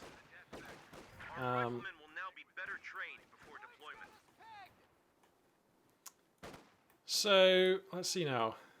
Battle phase 1 is done. No sign of life in the mechanized company. This bunker was interrupted during construction, but that's fine because we don't actually have the munitions for medics yet. Second squad of rear esh coming out, so that's slightly noteworthy. We don't often see players going for the double rear esh at this kind of timing. We're approaching Stuart fuel, so then we'll know if that's the unit that the American player wants to go to. Letting the lieutenant drift a little bit too close to the Axis base here will get caught under the arc of a base defense MG. That forces a fallback there for the American player. Still nothing too bad. A little bit of a flamethrower off going to be occurring here. The flamethrowers on those rear esh, courtesy, of course, of the infantry. What is this? What is this called again? Rifle Company. That's the one. So that'll be why we've got the extra rear esh squad coming in here, just to make use of that flamethrower upgrade. Can you put flamethrowers on riflemen? Okay, that would be so good. Imagine that. Stuart comes down onto the queue, as expected. Stormtroopers as well, going to be added into the roster here for the Axis player. But I'm a bit worried that there's nothing here really to answer the Stuart. And like the Mechanized Company, actually... So the Pioneers just got back to base. There are telemines right here. That's pretty big, so that could be a nice answer to the Stuart. Do I see any other telemines? don't feel as though I do. No, I don't see any other telemines at the moment.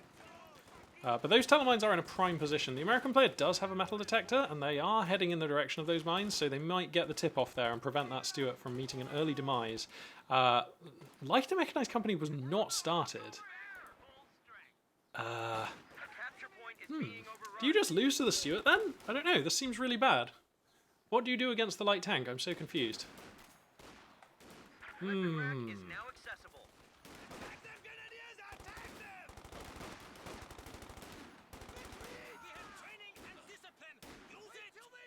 I mean, it's no big secret, right? You've seen the Lieutenant, like, ages ago. So I'm a little bit confused about what we're going to be doing here against the light tank. So, okay, here comes the Stuart, and it's going to start reaping value on the field. Absolutely the Kingmaker. Not really very much to oppose this thing. As long as he doesn't get careless and get exposed to, you know, a needless Faust or anything like that, then this Stuart set to do well here on this table. Still no Life to Mechanized Company. Have we gone to Battle Phase 2? No.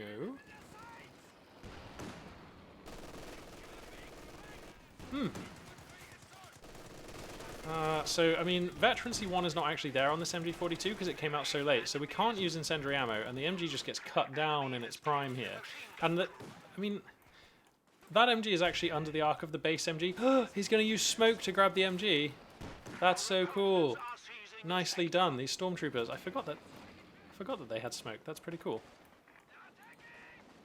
Okay, so a nice little recovery operation there, able to get the MG42 back onto the roster there for the American player. Sorry, the Axis player. Grenadier's going to win a fight out here in the east of the map, so they're going to be able to grab the VP and the fuel. That is really important, because not much else is going very well for the Axis player right now on the map. The Stuart is just still kind of unanswered. Why are we not building Life to Mechanized Company? I don't understand! Oh, he's going to use Panzer Shreks on the Stormtroopers to deal with this? I don't think that has enough DPS. The Stuart can just beat the Stormtroopers. You need at least one more squad, and we don't have the munitions for another Shrek. So, I'm a bit confused. What's the plan? Kanji? What's going on here, bro? We've been cut off. It's kind of all looking a bit terrible for this Burmac player right now, I'm not going to lie. It's kind of going from bad to worse.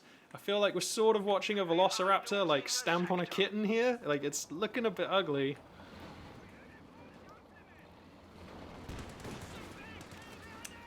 Okay, he gets a Faust onto the Stuart, so that's something. Weapon racks, obviously, have finished, and there are BARs popping up on this American infantry. Yeah. So he is relying on the Shrek, on the Stormtroopers, Aki HQ, absolutely. But I just think that one Panzer Shrek is just never really gonna, because Stormtroopers are a 4-man squad. The Stuart can just beat them. So you kind of need 2 Shreks, right? But he doesn't have the money for the second Shrek. You know, and it would have to be on a second squad of Stormtroopers, of course, but he doesn't have the munitions. Yeah, so it is 60 munitions for that Shrek. Stormtroopers in a reasonable position here, but... Oh no, they're not camoed, bro. Oh no, and they waste the Shrek shot, and now the Lieutenant can just shred them away. Wow, actually, the Lieutenant going to fall back quite early there. The Shrek is not quite reloaded, so the Stuart slipped away unscathed. Kanji gonna take back control of the cutoff and hopefully get some resources flowing once again, but American forces have actually capped the fuel, so this is double fuel income for the American player. Ugh, so bad. Yeah, this is super rough.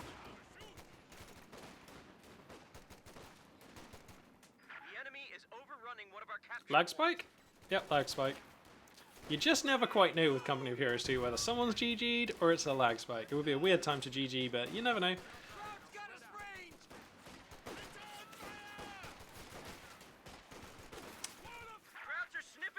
Alright, so let's just have a quick check for Major Tech. Actually not on the way yet. But I imagine we'll be seeing that, like, momentarily here. Because the American player's just got such fantastic fuel income right now. Yep, there goes the Major Tech. And, like, I still feel like this Stuart is a problem, right? There's just no real answer for this Stuart. So, like, I don't know, this is really tough. I mean, you can try and deal with Stuart with Fausts and a Panzer Shrek, but it's not a very shaky answer.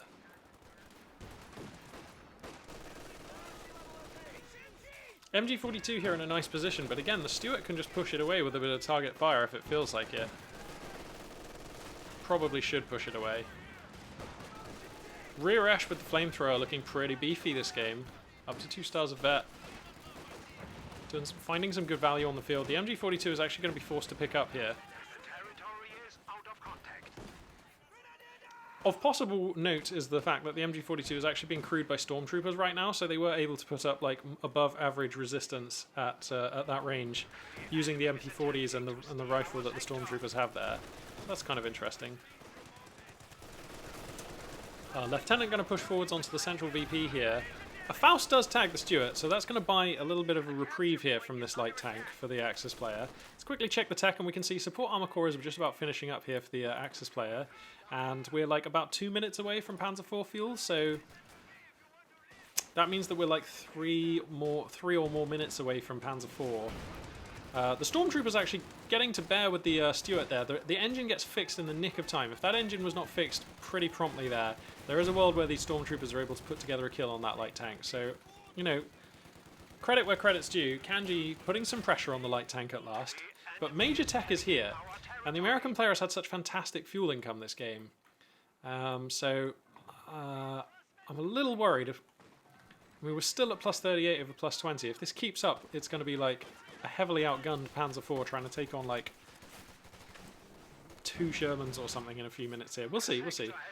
It seems like both players will get their first medium tank out at more or less the same time, and then anything can happen. So I feel like this game might finally stabilize. If Kanji can hold on for the next minute or so, get this Panzer IV out, then this game is kind of looking like it's a doable proposition for the Axis player, who, to be fair, is not actually very far behind on the scoreline at all.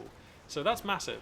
A Faust here from these Grenadiers going to grab the engine on the Stuart, and Datton actually with a sweet suggestion, stug it up. Yeah, that's a really sweet suggestion. We could have afforded the Stug like 45 seconds or a minute ago. It would be coming out real soon, and the Stug performs very well against all of these units and the Sherman. I feel like Wehrmacht players often forget the Stug. It's really good. I know it's not a medium tank. I know it doesn't give you the freedom and momentum that a medium tank gives you. But if you look after it, it will look after you.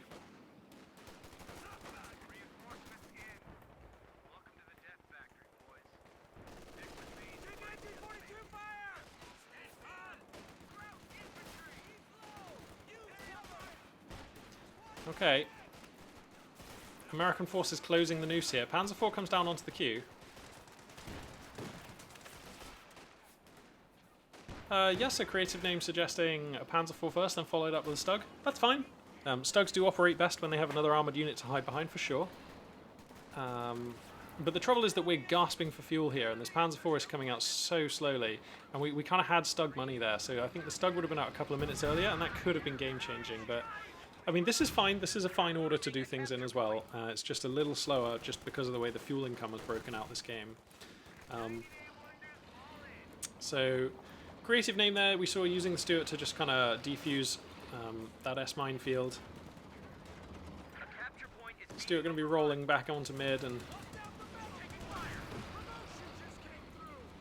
taking a hit from a Shrek, but not the end of the world by any means. You can see actually creative name being very sort of studious in waiting to spend this fuel. We've had the manpower to spend this fuel at a couple of points throughout the game, and we have it right now. Oh, okay, he's gonna, yeah, there we go. Wow, is that an easy 8? Okay, cool. We basically never get to see the easy 8. Oh, well, this is exciting. Cool. And you have to feel like that easy 8 is going to come out into a game where it's going to be very well positioned. I mean, a Panzer IV is good, but an easy 8 is basically specifically designed to be a Sherman that can deal with Panzer IVs, both historically and in this game. So that's going to be really nasty. Panzer IV here, finding an exposed rifleman squad to pursue, who is low on health. The focus fire is coming down here. The stun round comes out on the Stuart, and that may be enough to save this rifleman squad, and it will. A nice attempt there by Kanji. That would have been some lovely value to pick up, but not finding it there. The RNG not quite favouring them today.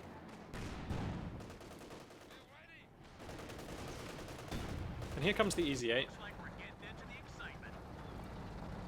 The Easy 8 as well, basically the same as a Panzer IV to Micro. You don't have to worry about the Sherman switching ammo sort of mechanic that your regular Sherman has.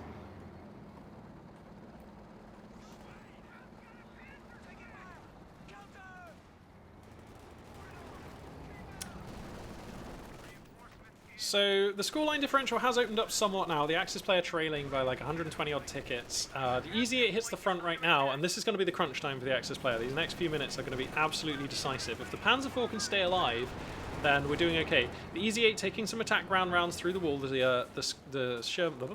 this thing called? The Stuart, providing a little bit of vision there. American forces just pushing through mid. Some Axis forces are trying to get out of the west side of the base, and they will. The Easy 8 can go across and police them. I feel like Captain Tech would be quite nice for the American player now, because again I feel like M1AT guns would help shore up the flanks, because at the moment the Easy 8 can only be in one place at a time. But whoa, look how much damage the Easy 8 does! Look how much damage that just did! That was like a third of the Panzer IV's health with one penetrating. Good God, they do a lot of damage. Wow! Well, I mean, I said that they were designed to deal with Panzer IVs both in-game and historically, and good God. Making that Panzer IV look kind of like a bad investment. How much are Easy 8s again? How much do they cost? 140. So that's the same as a T-34-85, I believe. Okay, that's pretty good. Datton asking, should he switch around his vehicle crews to give the Sherman a jump start on veterancy? I almost never see American players do this, and I don't really know why. Because, frankly, my knowledge of American forces is just the worst, because I never play as them. So I don't actually know. I think two stars of veterancy on a Stuart, because a Stuart actually needs less veterancy to rank up, may not even be 1 star of veterancy on an Easy 8. This Easy 8 actually driving into a pack gun with a Panzer Shrek on the flank here. That Shrek is reloaded!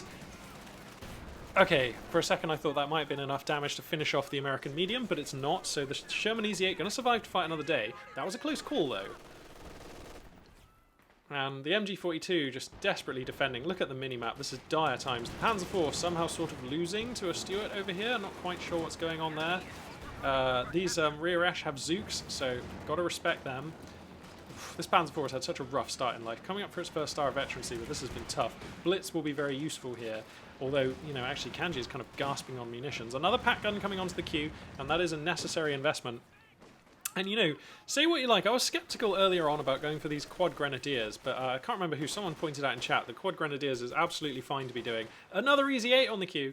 And these grenadiers have survived. They're all doing pretty good. If he had the munitions for LMG 42 upgrades, then these infantry fights would actually probably be going pretty well for the Axis player. So, yeah, I'm learning to respect the quad grenadier opening against Americans. It looks okay.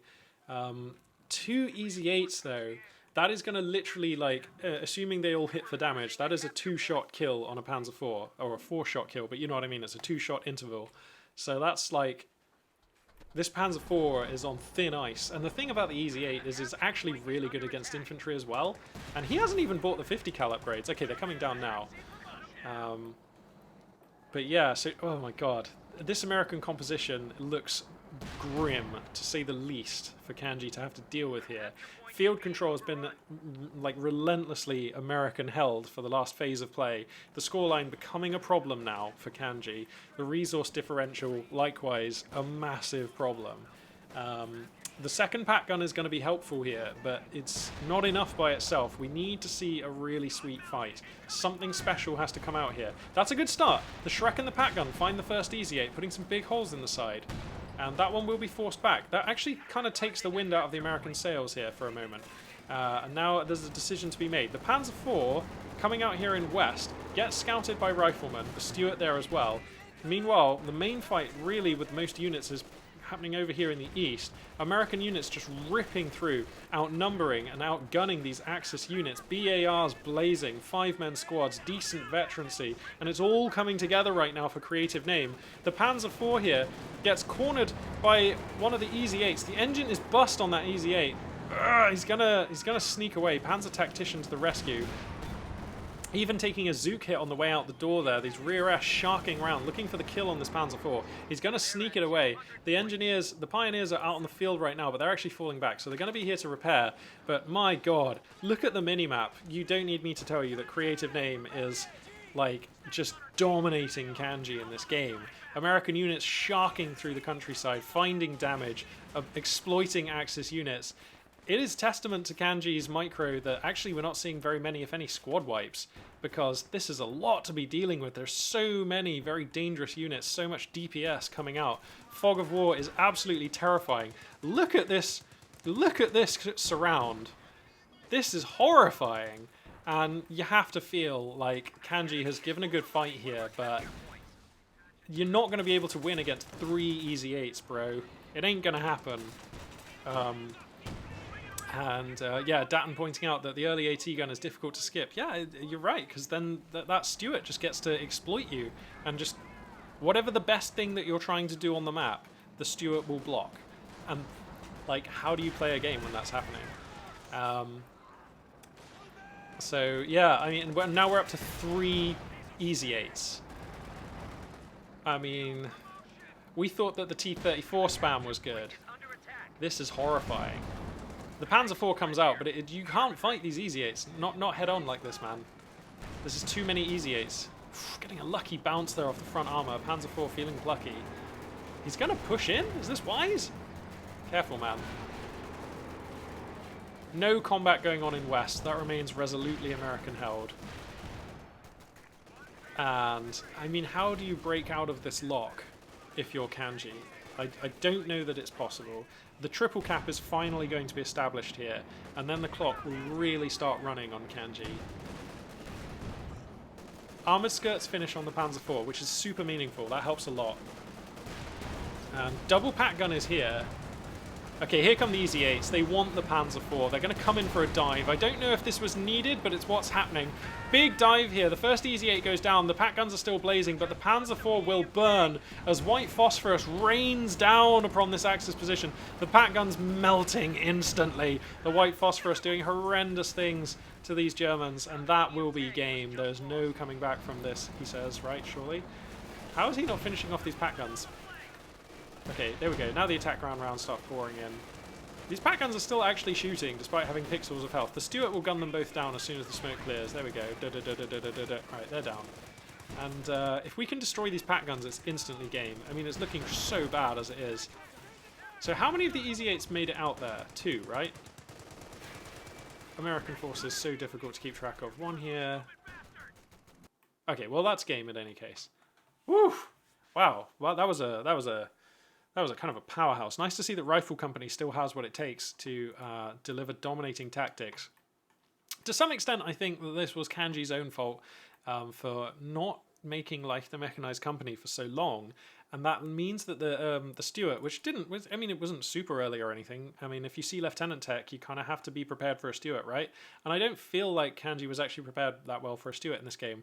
Trying to manage the Stuart with a Panzerschreck on a Stormtrooper squad and Fausts on your Grenadiers is better than nothing, but it's not actually a workable solution by itself, it turns out. And I feel like that's kind of the lesson from this game. And because we were in such a bad position with fuel control, well, that means that we were trying to hold off an easy 8 and then multiple easy 8s with a fairly late Panzer IV. And just, I'm amazed Kanji survived to the nearly 25 minute mark and didn't lose all their infantry repeatedly to the horrendous amounts of Americans on the map.